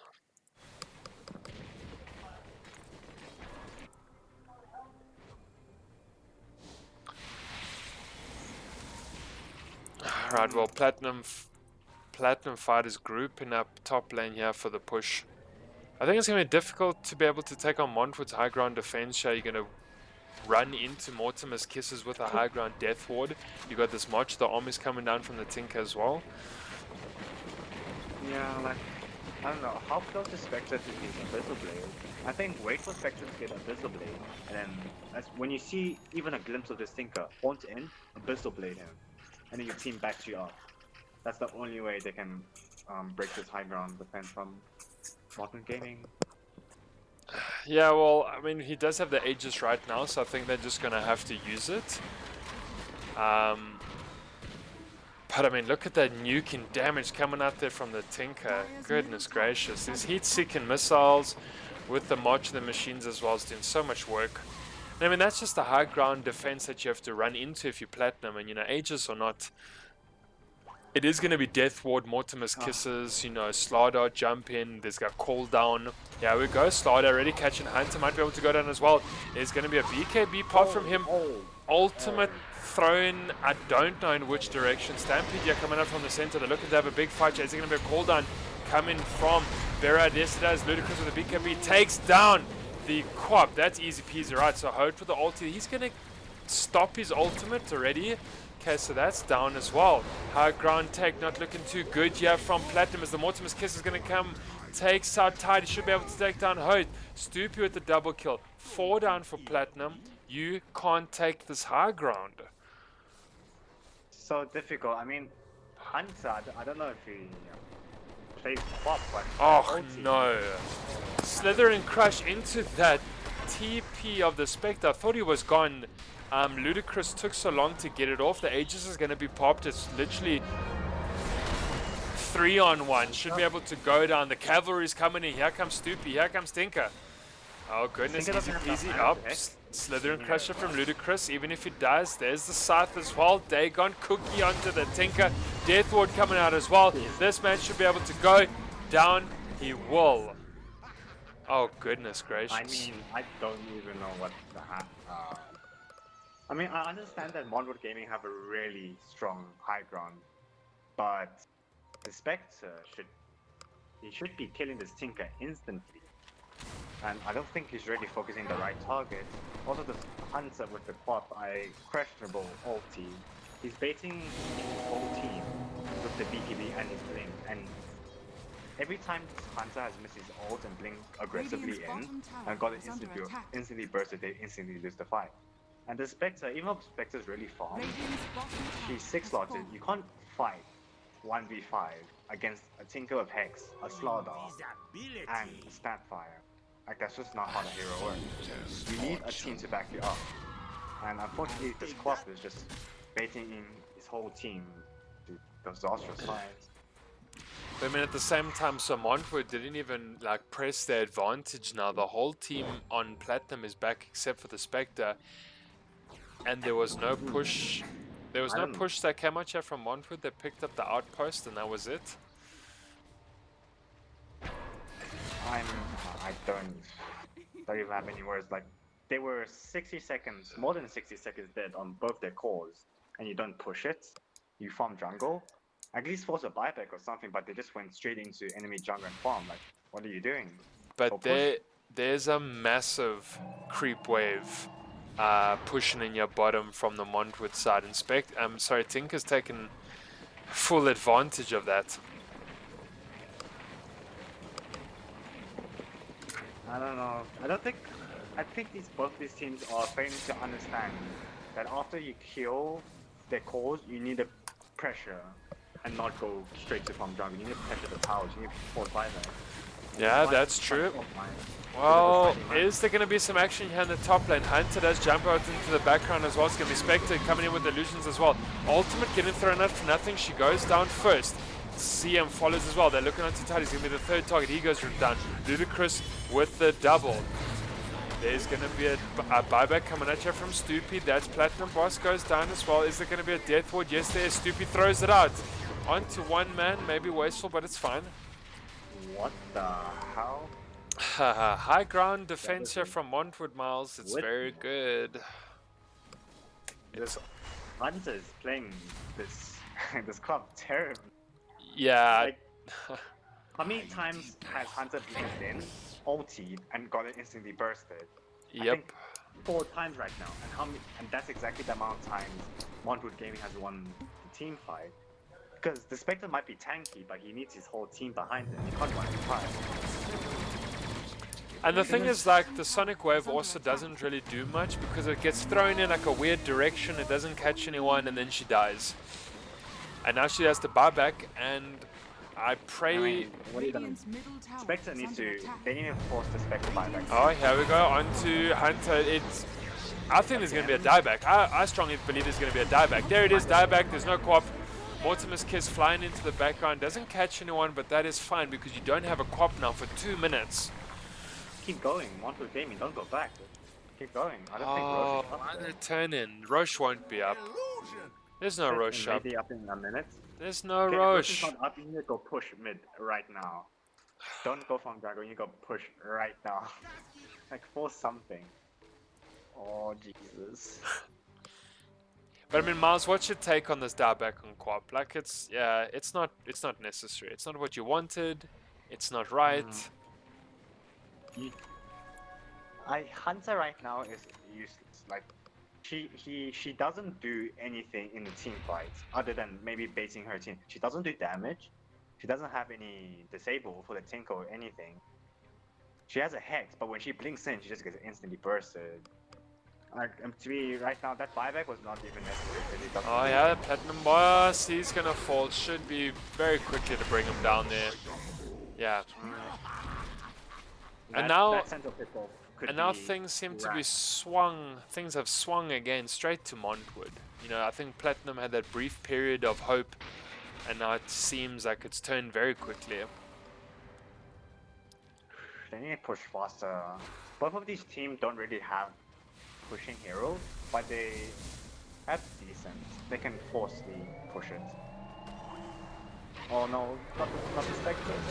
Oh, yeah, we go. So, I mean, that's the co-op still out of the action. Platinum Boss as well as that's Tardy dead. Yeah, it's going to be very close to a GG here, I believe.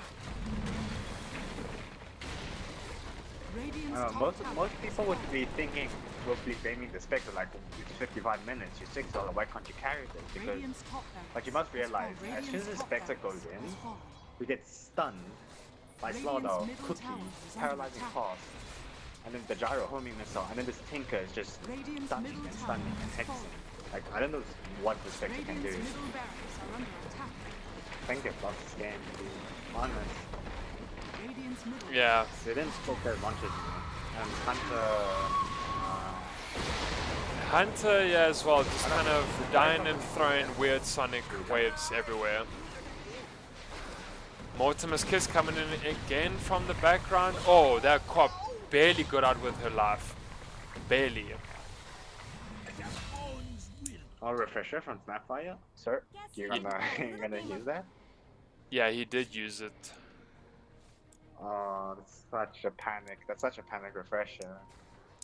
Two Mortimer's Kisses on Snap sound amazing, to be honest. We just need to get a scepter coming out from her. In fact, look at that, 4,000 gold. I think Rust is going to give us a scepter this game. Scepter is really good.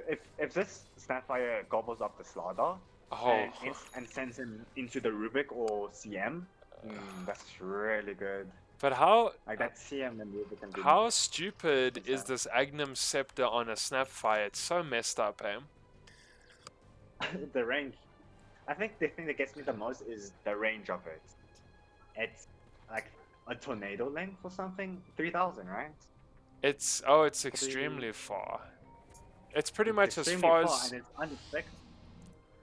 As the Mortimer's Kisses, I would think so. Yeah, that's what I was getting at. It's pretty much as far as her ultimate. I would say easily throws you that distance. Oh, yeah, no, this is going to be... And she's got 4,800 gold right now. She is going for that Agnum Scepter, I can promise you. She's saving for buyback. She has the 2,500 gold surplus. Yeah, I mean... And like you said, you're gonna eat up a Slardar and then toss him in essentially, like a tiny. Alright, so third Roche Miles, and it is probably gonna be going to the Spectre again. You know what I'd like to see, Miles? This freaking Quap should take the Aegis so he doesn't die. Dude, that's a bit risky. You're giving a... Hunter's a pretty aggressive player. Showing his aggression in the possible fight. Well... He's gonna dive the fountain. He's gonna dive that fountain, dude. With the Aegis. Well, you know what? At this point, we don't know what to say because he dies the whole freaking time after throwing a Sonic Wave at no one. And of course, now Spectre picking up his third Aegis. Okay, so this Gyro has spent his career to a secret shop. And you know what he's buying? I got that Rapier, boys. It's time. Well, he's got a Daedalus queued up, so I don't know if he is going for Rapier. I think, honestly, you just go Divine Rapier. I would just go Divine Rapier. He wants to build a Daedalus, though. He's going for the very, chilled... Come on, sir. Oh, no. Yes. Rapier. Yeah, sorry, Miles. It's not going to happen today, hey? God damn it. He has 8k gold. I guess he's... You know, Rapier instills fear in the best of us, okay? It's a scary item to hold. It is true. I thought it was such a dominance. But you know what? The thing is, what happens when a Spectre picks up your Radiance? I mean, sorry, your Rapier. You're in big trouble, though. Oh, they're looking for Hunter, who doesn't have the Aegis, and popped a BKB. He must be down to 5 seconds. Yeah, he is. Oh, boy. Smoke from Montwood Gaming, interesting, but wait, middle lane and bot lane is pushing. Like any decent player would know to not. Oh no, let me rephrase. Any decent player would see that since mid lane is pushing and no one's defending it, and mid lane is pushing into the base, that obviously means Montwood Gaming is smoking. So when you smoke up the seat, you need to push out all lanes first. Oh yeah, It's no. gonna be really obvious. Yeah, no, for sure. I mean, there was the creep wave over there as well. You know, it was so far pushed in that I mean, but Platinum Fighters didn't really react to it as well, so it was just a bit of a wasted smoke.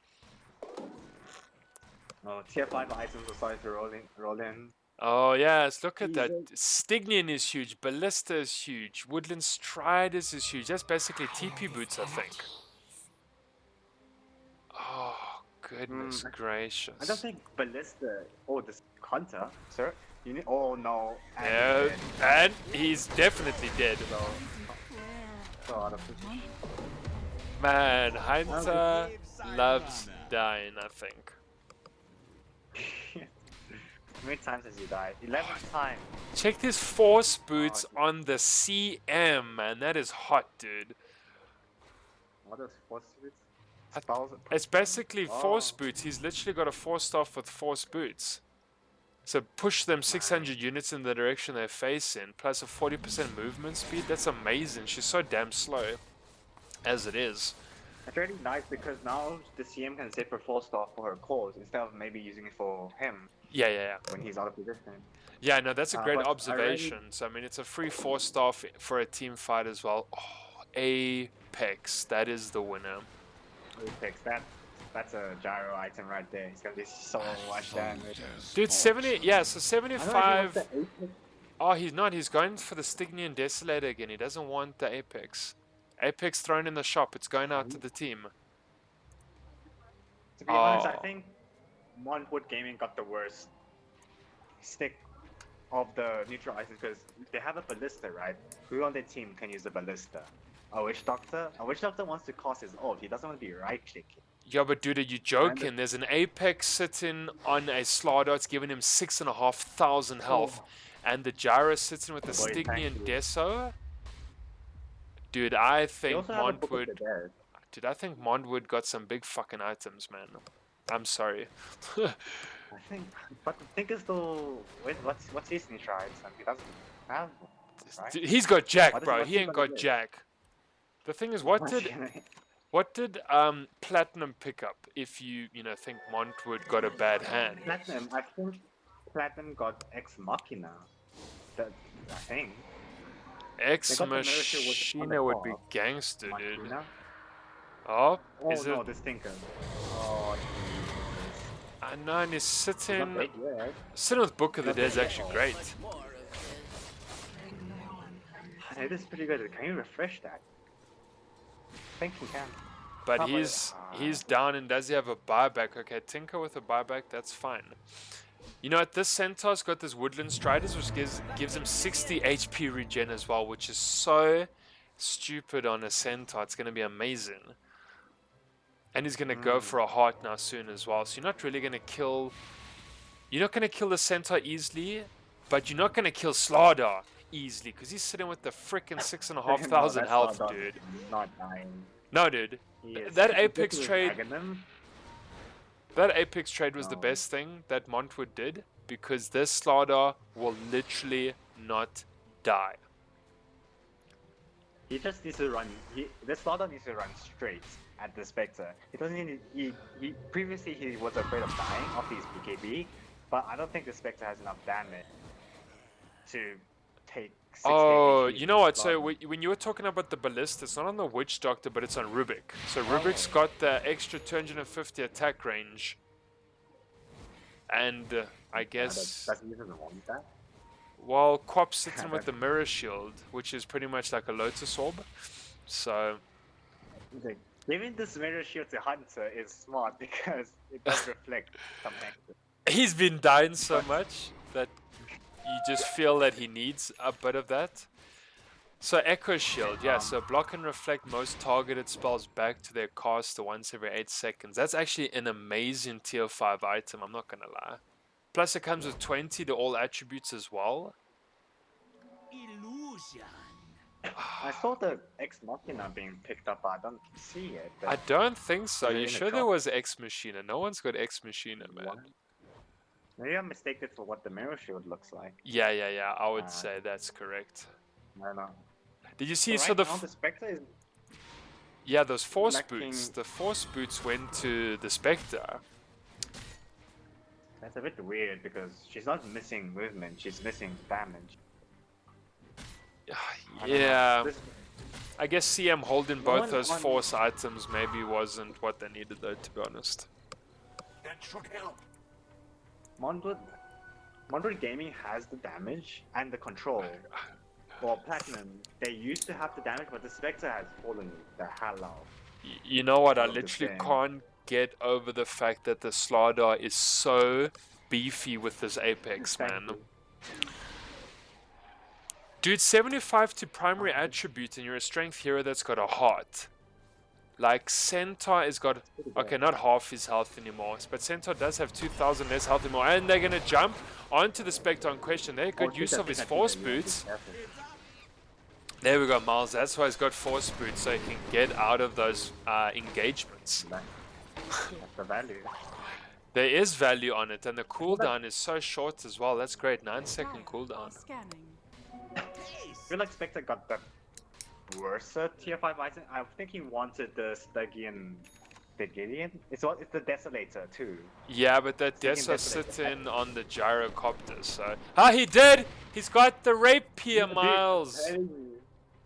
I'm telling you, this Gyrocopter is gonna, he's gonna do so much damage. Yeah, but he has to live. He has to live through the fights, though. Does the Snapfire have the agony? Oh, he doesn't. He didn't push. No. That come really handy when you gyro by the divine rip. You just gobble him up and just put him way back into the team fight.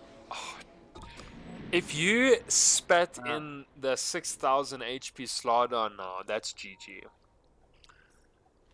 But it's fine because all that gold went to him building the refresher orb anyway, so it's okay. Oh, this gyro is going to wreck. The Spectre needs to sell his Divine Rapier, not his Divine, his Radiance for a damage item because, I mean, he's not gonna do any damage in this game. Radiance is good pre 40 minutes, but as soon as after 40 minutes you want to get rid of that Radiance because it doesn't help anymore. But and what buy an item. What does he buy? Does he get like a butterfly or something? What's the item? Is under attack. If he has the money for it, the Divine Rapier, and if he doesn't, he buys either a Milnia or Oh he well, buys we're gonna see what happens. Yeah, Hunter does jump in, does have the BKB, throws out the ult as well. Haven't caught anyone right now. Deadwood young to Platinum Boss should be able to fall. He's gonna go down very close. He does. He's out for 100 seconds. Now they're looking for more Hunter here. Still surviving. Mortimer's kisses come straight down onto his head. He's gonna fall. Still holding on pretty strong right now. He's actually gonna be able to blink quite a safety.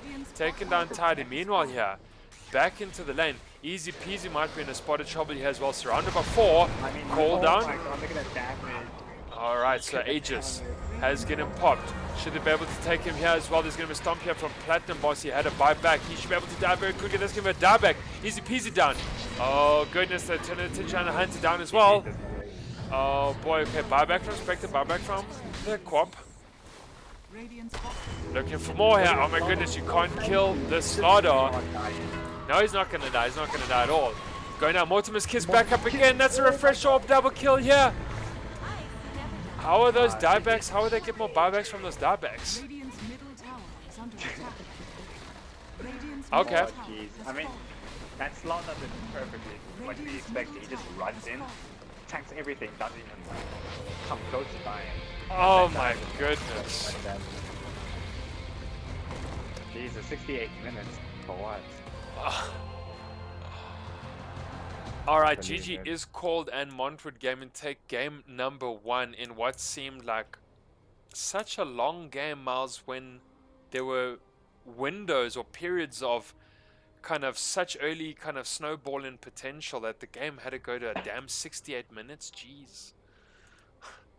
I mean, there was massive throws on each side. Like, Montwood Gaming will win the fight. They will not push high ground or forcing buybacks, and then they will lose their advantage. And then Platinum fights, and then they throw the fight. And then Platinum Fight will push high ground, lose the fight because of Hunter, throw the game, and then Montwood Gaming will do the same thing. Just this game could have ended 40 minutes, 50 minutes, but. Yeah, quite easily, right? Instead of like forcing us to an hour and almost 10 minutes, and then you know Gyro has to get a rapier just to win this game. I think the Quap died too much and threw bad ultis, in my opinion. Yeah. All right, guys. Well, we are going to. Really Yeah, it's correct. Well, let's take our break between games 1 and 2. We're just going to wait for these guys to set up their lobbies, so we will see you all back here in, yeah, probably like 5 minutes.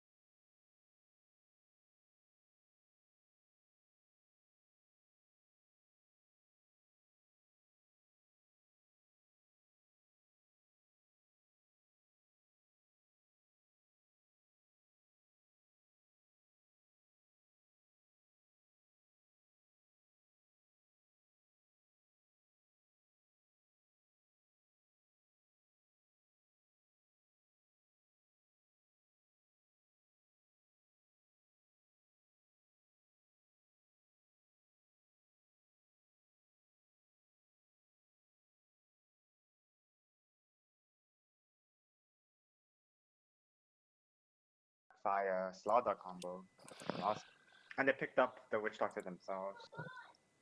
Ah, well, guys, we are back for game number 2. Sorry it was such a long break. I think that break was about as long as the game we had to witness, but that's fine, because here we are. It's game number 2. Myself, Muzz with Miles, and Miles, just run us through what we've missed so far, because I was taking myself a mega something. Okay. So basically, Platinum Gaming banned the PL, same as last game, but they also respectfully banned the Slaughter and Snapfire lane from last game. So maybe even though the Spectre didn't get that much punished, they showed that Platinum Gaming understood how much of a potential and how much of a problem the Snapfire Slaughter combo was in the lane stage and especially late game. And then, like, on the side of Montwood Gaming, they just banned the exact same heroes with big AoE control. And they just picked up Platinum Gaming picked up the Witch Doctor, which is decent, like a good pick. And then the Undying. The Undying is probably going to be the pause 5, from what I see, and Witch Doctor. And then, more interesting is that the Underlord was first pick from Montwood Gaming. But there's Underlord hero is really versatile. He can go mid, he can go safe lane, he can go off lane. Like, he's just such a strong hero. He can sit in the lane, firestorm it, stack waves, full waves, anything. He's just so tanky. Along with the Vengeful Spirit. So Vengeful Spirit has been a really strong support in the past few weeks. Yeah, Venge is just like a great support to her abuse right now and have. She's just amazing. In all these lineups. So yeah, you were talking about that Undying earlier. Undying's not going to be a 5 if you got a Witch Doctor. Isn't that Undying then more off lane, potentially the 4 or the 3? I mean, it depends what's their off laner pick, because if it's a good stunner, then you probably pair it up with Undying. But if it's a good burster, you would probably pair it up with the Witch Doctor, with the Maledict.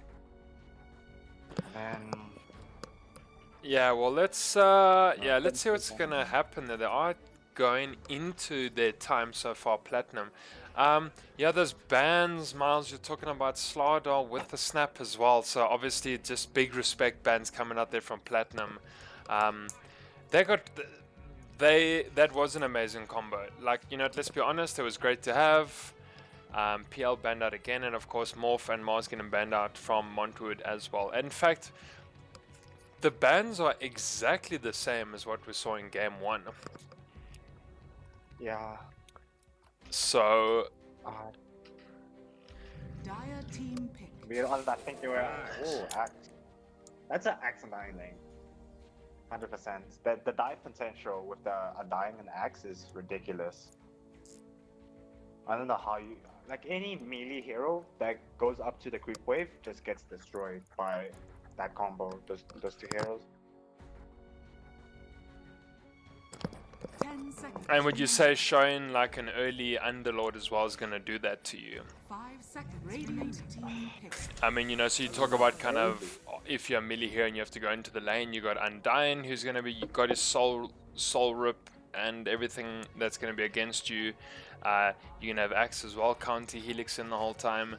I do like that combination. I'm pretty fond of a cast call Maledict as well. So I think Platinum fighters have quite a good kind of flex pick going on there with their 3 so far. 5 seconds remaining. The Axe being kind of the more dominant one. You know, he's the off laner, but I do like the supports on their side. It's pretty. I think it's pretty open for now. Because it can be open for now, you know. Undying makes a good position 5 hero as well. That's the thing. So the Shadow Shaman being picked up, which already solves the tower push problem of Montwood Gaming currently. Also has some really nice disable along with the Vengeful. Do Montwood use their shaman to push? I pray for it. Goodness. Hopefully. Yes. Oh, but the slug. Oh, Jesus. I mean, if the slug can get to a good start against this Underlord, he can snowball with this Axe and Undying. Tombstone in onto the tower, the slot just gets 10 free seconds as remaining. on the Montwood gaming, you probably want 5 seconds carry remaining. like a PL, no, not a PL, I, like s- a Naga or something. I see Platinum to deal with the- Fighters. I see Platinum Fighters aren't bothered to ban out a blood while picking a Slock though. That is a problem. So Let's get the if I was Montwood right now and I'm spending all this time thinking about my pick, I would go straight for a Bloodseeker. To be honest, it's got a great Bloodseeker's AOE ability. The Rupture sorts out the Slock, and of course he's gonna attack quick enough to sort out the Tombstone. So yeah, it's not the worst pick in the world, and it just kind of directly sorts out the Slock for me, and then indirectly all the other things. But yeah, Montwood are like- exercising a lot of time thinking about this, and I actually don't know why, because Blood is sitting in the pool. Unless they just don't want to play Maybe- Bloodseeker. I don't know. I would maybe go, if they're not gonna pick Bloodseeker, maybe a Naga. A Naga is really good against the Tombstone, and really good against the Slock late game. The Slock pounces on you, Song of Siren, wait the Shadow Dance out and just destroy him. Like, you can't pounce out of lands. It's also really good against with Shadow Shaman or Vengeful, but I like that these two teams are using their time, because the last game they picked all their heroes they didn't go into their reserve time, which is a mistake on most, because you want to think about like every pick, how it synergizes, how it plays in lane, how it plays mid game, late game, Radiant everything. team back. Luna. Hello? Aluna. When last did you see a Luna get played ever, Miles? Like 5 Jesus patches Christ. ago? 6 patches Dire ago? team back. I don't even see Aluna. I know, I agree with I you, don't like- dude. Luna doesn't get picked, man. The last time I saw Luna came out, Yapsel played it for Secret, and it was a position 4, not the core. Do you remember that? Dude, Yapsel position 4 Luna- Luna with the new Luna Blessing, dude. Montwood bans the Quap. Did Hunter even play such a good Quap? Oh my goodness. Jesus. Hunter strikes so much fear to them, they have to the Quap. Why are you flaming them, Miles? How dare you? Professionalism. What? What's you flaming? I'm just giving my professional 10 criticism. seconds remaining. Radiant Oh, team Hunter's pick. cool. DP. Oh. That's really... This Montwood's gonna Push. end the game in like 25 minutes. Yes, Just push, hopefully. push. Hopefully we can all go home in 25 Hopefully minutes. they push. Alright, so we got the Shaman and the DP push, Miles. Things are looking pretty good for them. Underlord is also super tanky. Give him 2 early braces. He's an amazing hero. The Luna, I think 5 we seconds are remaining. very questionable on the Luna pick. But otherwise, the other 4 heroes for me are amazing. I just don't think I like the Luna pick at all. I honestly don't know what mid-platinum fighter would be. I would personally pick SF, because I feel a bit more comfortable with SF, because SF also dumpsters DP mid. Because when the DP comes and siphons you, you get off a triple raise, and then you gotta back off. Also, Shadowfiend deals well with pushes, because he's so early game and mid game oriented, and then you just have the Slog just at the back. Yes, like Montwood were very clever to ban out that Storm, because when you're looking at like S tier mid heroes, you want to be able to pick TA Storm Quap, you know, or Meepo. Storm's gone, DP's picked, you know, do Platinum Quap Fighters Storm. have the balls to pick like a Meepo up? I don't think they're going to. Meepo. So it is... You may now Okay. select your heroes. I don't think we saw that coming in 100 years. 5v5 Montwood Gaming destroys again. Like, if you just look at the heroes, Montwood Gaming has so many AoE, so much control, but this Clinks, I wish I don't really like Clinks because it So, doesn't dominate the what DP. It doesn't farm.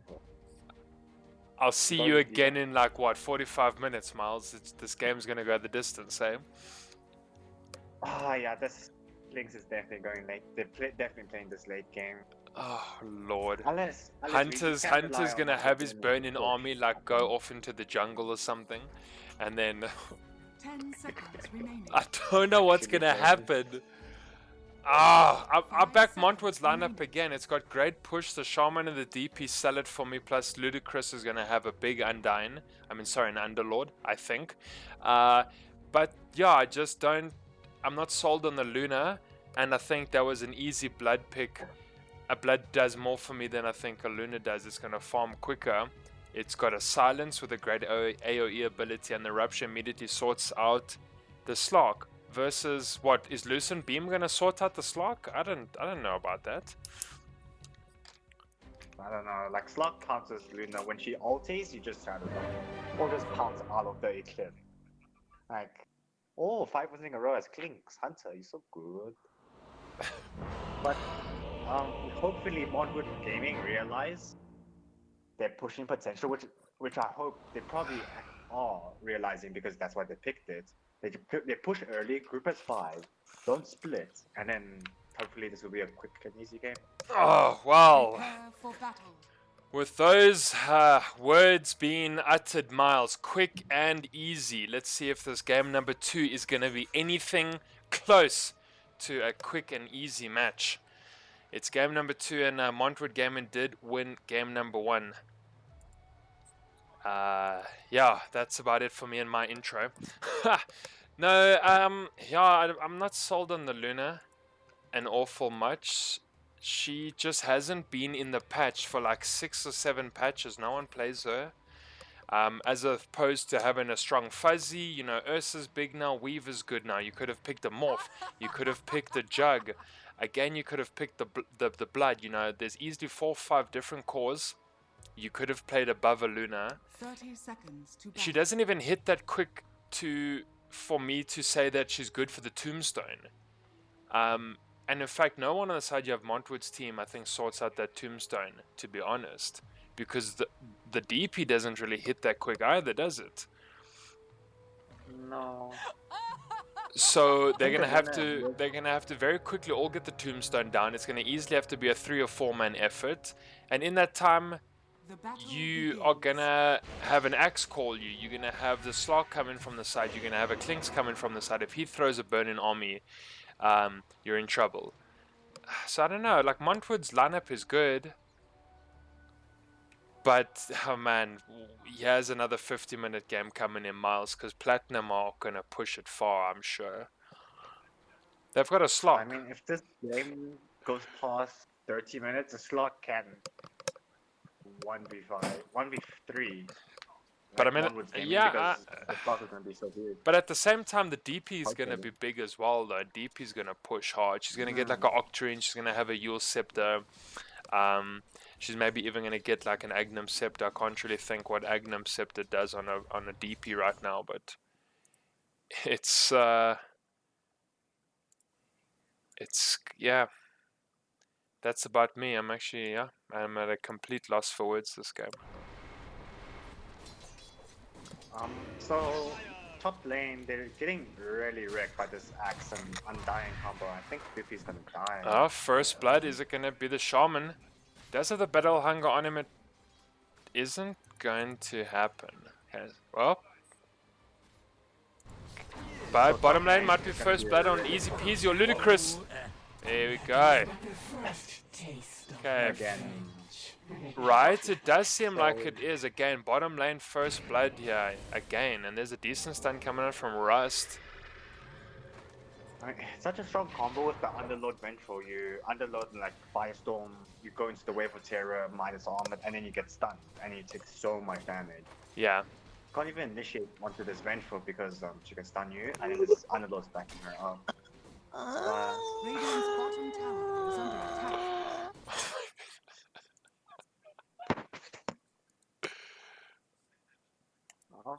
Nah. alright, that's cool. That sorts out Alright. him. Dire's top tower is under attack. So I just muted him. wait, what's happening? Oh, Is could I? Hunter getting dumpstered mid again? Thanks. Wait, no, he didn't get dumpstered mid last game. He dumpstered, but then You know what? He did well on the Tinker because he was able to snowball a bit faster than the Tinker because Tinker needed the blink with the TP boots and that stuff. But the execution from Hunter later on was just like phenomenal. And I'm sorry I have to like sound sarcastic when I say that. But the thing is, he would jump into fights, throw random sonic waves, and then die, and be out for 100 seconds, which was a very long time.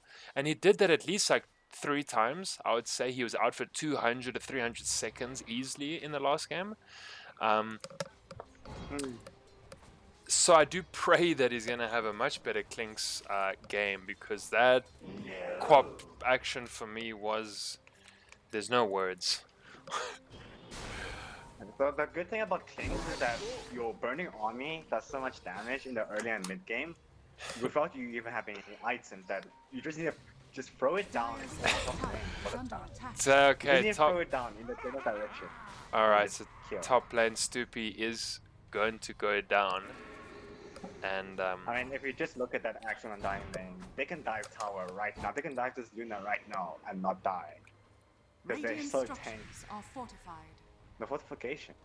but look at them. That's the thing. They both are going to dive the whole time because they can, because they're Axe and Undying. Look at this. I mean, they're gonna dive right now. And level 3 diving, hey, not like waiting to be strong, like they are diving. And it's a Luna. That's what I'm saying. Luna's weak in lane. He's gonna die now. Mass rotation from the TP. Yeah, and forcing defense. all the TPs. Mid has to come, Rust has to come, so I mean this is giving Klinks a free mid lane. Here comes out the magic missile. Alright, so fine, Axe is dead. But you know what, they forced the rotations, Miles, so I don't even think he cares about dying. And he's gonna die, and this... 100% worth it. Ah, dude, 100% this... worth it. Undying's not even gonna die, and you're mid TP'd up here. No, Undying TP'd out, he's gone. And now, I'm not too sure about that TP. if Platinum was smart bottom, they would have gone to kill this Underlord. They would have tried to wreck him because he was alone. Dyer's middle tower is under attack. No TP on the The DP, he has to walk back to mid, which is disgusting. A lot of fun. So when we looked at the CS at like a minute, this DP was doing really well. Was creating a really big gap between the CS between him and Klinks. But right now, since up that TP, the Klinks has almost the exact same CS as this DP. Which Okay, tidy matches fall. Yeah, there is going to be a stun with the Lucent Beam as well coming out. Should be able to go down quick fast. There we go. One glaive coming out from Baird Gamer. How do you even say that name? What is that name, dude? Barad? I don't know. And now Rusted DK, as he decided, I think he's going to leave the Underlord in the bottom lane to solo farm, which is actually fine because he's a big tanky beast who's going to have physical damage stacks as well. And it's going to allow Venge to roam around. Yeah, but... It's a Maledict, it's literally Maledict with a Battle Hunger, which is what I was saying to you in the draft. It doesn't matter who the laning partner of Axe is, they both are actually good. And Luna is not the greatest core to have right now. And I will stop saying that, but it's true. Okay, so Rust, Mage's Fall, yeah. He's got, yeah, Maledict, Battle Hunger, I mean... Nothing can do. Yeah, that's one-sided, and then obviously a big decay coming out from Tidy as well. Does enough. So this Undying lane, with this Undying Axe lane is doing really well because they're pushing back the pushing potential of Montwood Gaming minute by minute. That DP rotation probably delayed the game by like 2 minutes or 5 minutes. Oh, yeah, there we go. And Kosk getting thrown out with the Maledict. Hote does die, fine, but it's fine. There's still a Battle Hunger here on Stoopy. I mean, Platinum Boss should be able to get out. He's got a double bracer. But he's getting chased down by a 4. But again, they've forced the rotations into the top lane, which is all you need. Montwood Gaming have to put 4 heroes onto that 2-hero lane to stop. And they even struggled to kill that Axe. There was 4 heroes chasing it and he was still surviving. Yeah, They wasted so much time chasing. And then, wait, why is Klinks top? Why isn't he mid to push the tower? Oh, Hunter, sir. Okay, so when you're playing a Lynx and the enemy mid laner TPs to another lane, you want to instantly push the wave and push the tower. So right now, that TP top is gonna make you lose that mid tower or a lot of damage onto that mid tower, which is not what you want. Maybe a miss. I might get caught misplay up on here. But that's the thing, like you drop a tombstone, but there's no stun to hold the DP there, and she's still got ulti as well, which is dangerous. Top lane Axe Platinum Boxer. It is really tanky, but the stun is coming up. But I mean, look at that. They have to get 3 to kill him, though. They literally have to have 3 to kill him, which is fine because it does do the job. But like, Axe is tanky, and that's the thing because Luna they need to make space for Luna to farm. And that's the thing, kind of the 3-man kill. The 3-man kill on Axes, yeah, it's fine. And did the kill even go towards the Luna? It didn't. The Venge took it.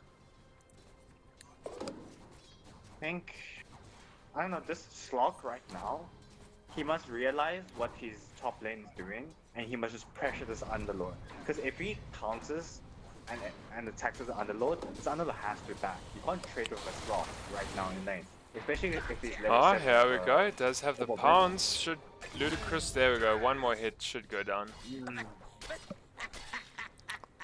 That's not. I mean, eventually that would happen because the Slog eventually dominates any melee hero after he gets level 6. But that's your Underlord. This Underlord needs to have a good time to get his Vlad or Pipe so they can push together with the DP. But right now, yeah, it's definitely it's definitely gonna be like a Vlad into Crimson, or maybe it looks a bit more Crimson orientated to me than a Pipe, but it's very close. Pipe Crimson Vlads with the Guardian Greaves, you sorted, and you're a big Underlord. And he needs to have look. He's going straight for the mech, but where's the early bracer? You know, I don't think people appreciate the start and early items that you can build, and if he was sitting with an early bracer, even 2 early bracers, there'd be a difference. Oh well, top lane, Tombstone is down, ultimate coming at you from Buried. Takes down one, going for Hurt as well, picks up him with the Lucent Beam. So that was already bad misposition from Platinum Gaming. They're Undying and Witch Doctor were alone against this Luna who has ulti. You have to be with the axe. The axe is the only one who is able to tank the damage. And without the axe, your 2 combos. I said I was going to.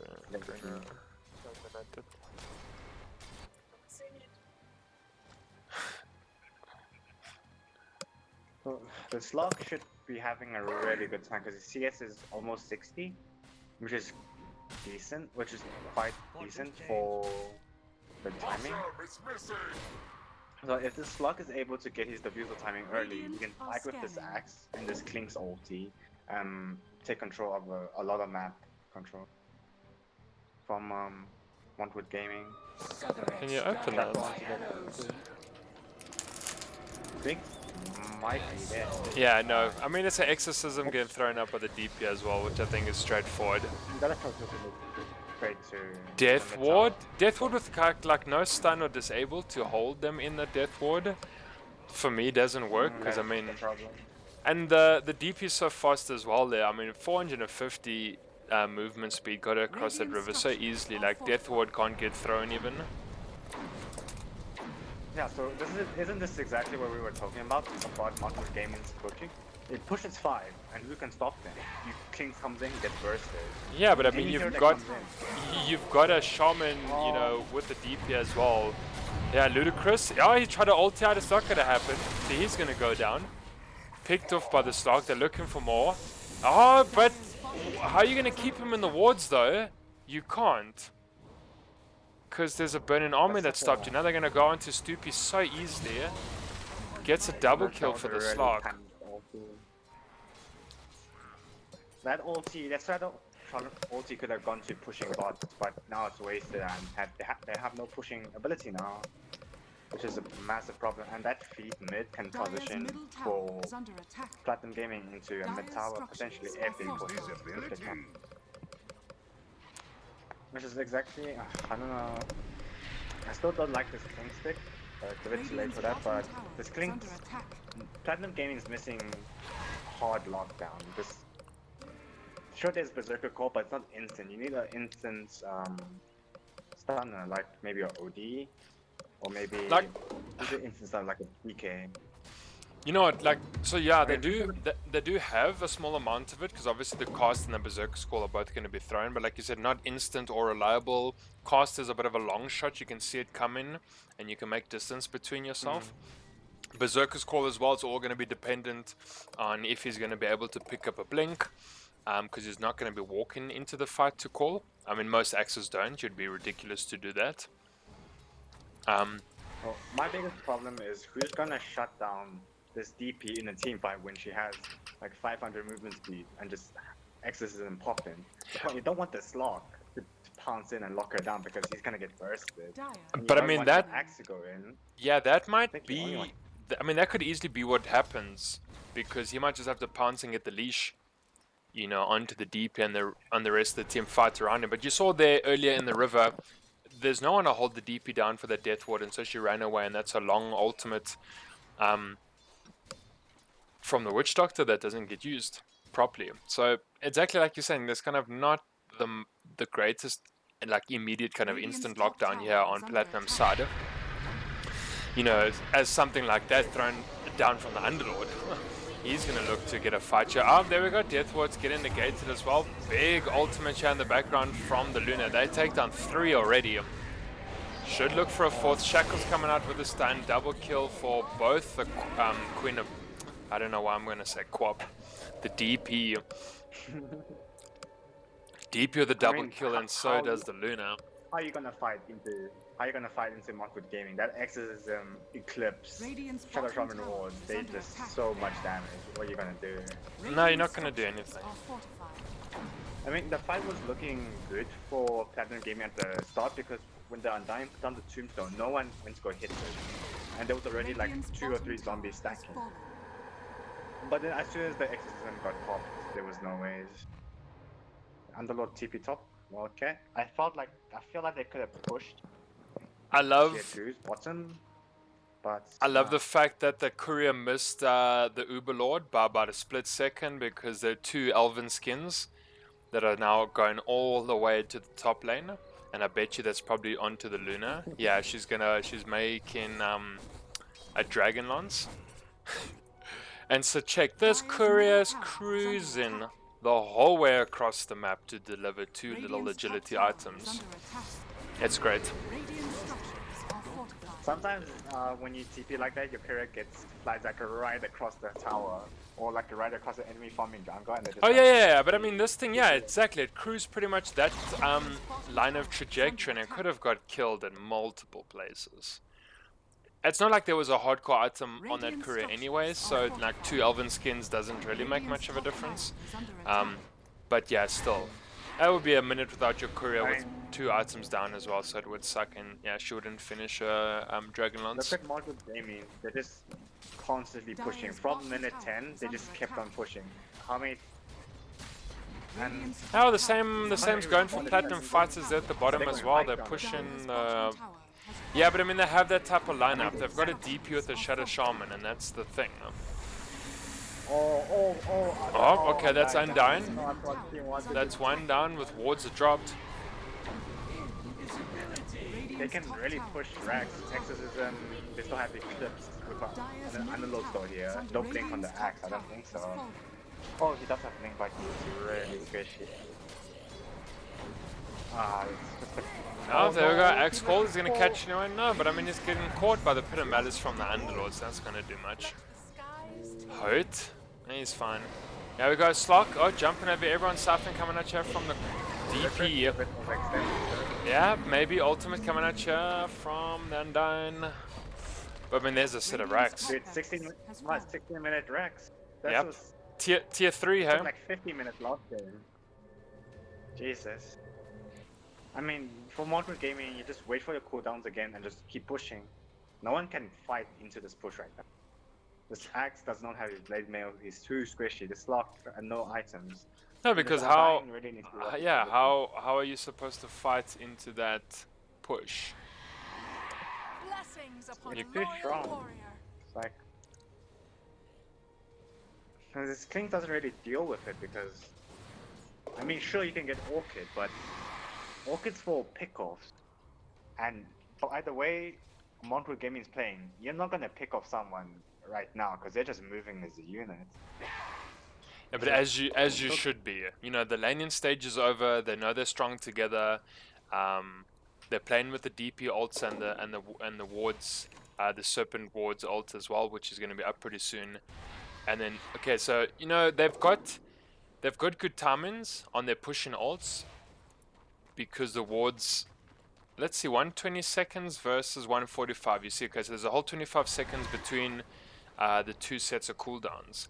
So I mean, your Shaman's always going to be up before your DP. They're going to be ready to push. They can even smoke on the one. They could wait then for the other. They could do like a re-push, almost like a counter initiation type of push. It's just, yeah, I think there's good. It's just we knew there's a big push in lineup here on Montwood side versus nothing to counter push on the on Platinum Fighter side, and then usually people pick like, I don't know, Tinkers and Terrorblades and that type of stuff, but not today, I guess. No counter push. I don't know what Platinum Gaming was thinking of picking this Klings. What is? Oh, is Courier's gonna die with items as well? It's got a Royal Jelly on. No one's used a Royal Jelly. It's like one of the best tier 1, tier 2 items you can get. No one's even consumed it. Here we go, so it's on the Slark, which is exactly where you want it to be, but still. Platinum Gaming can stop this, but how are you gonna... If you look at the unlocked items, he already has a mech ready. He's gonna get his Crimson... Yeah, well, he was rushing it. You know, we spoke about like early braces and boots and that stuff, and he did negate those to rush the mech, and he's going straight for those Guardian Greaves. And yeah, there's the Crimson as well, so...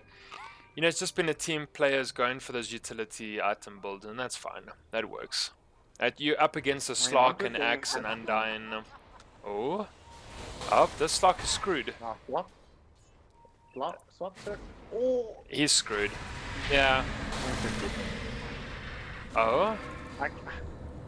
Nah, He's got a loosened beam, yeah. Here we go, Axe Scoop jumping, does have the blink call there, so he's gonna catch 4, 5. Eclipse coming out here from Buried Gamer.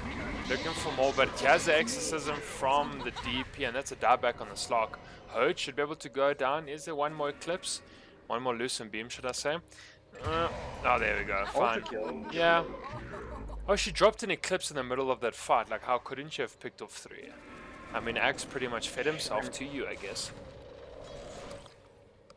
I don't know, you can't win against team fights like this. I know what the Slug was going for, but your hero's not really the one to do that right now. You need the King. You need someone more mobile than the Slug, who doesn't have to commit ulti to get away from this. Yeah, but I mean, Slug also got caught in the wrong side there as well, so unnecessarily. So the push would be slower for Montwood Gaming because it doesn't have Exorcism, but that's why the Serpent Ward is okay. It's a shorter cooldown, more available, and no Tombstone from the Undying. Yeah, well, Burning Army getting thrown out in high ground defense, but I don't think it's going to be enough. Cast jumping around as well, wards are going to get... Oh, Axe Call is not going to find, or he did find 2, but he should be able to die. Yeah, Siphon coming out from the DP as well. They're looking for more Stupid, should be able to go down. Death Ward coming out. Yep, it's going to be Bob's your uncle. There we go, that's 3 down with Gamer picking up the double. GG. Did they call? No, it's not GG, yes. Oh, there we go. GG is called. I mean, what do you expect from this draft? It's just so No, good. fantastic. Realizing. I don't even know what mid-pick they could have had. That was weird. The thing is that Platinum Gaming even won top lane pretty hard with the Undying Axe lane, but as soon as those yeah, it was solid, wasn't it? As soon as they gripped as 5, there was a disaster. Disaster!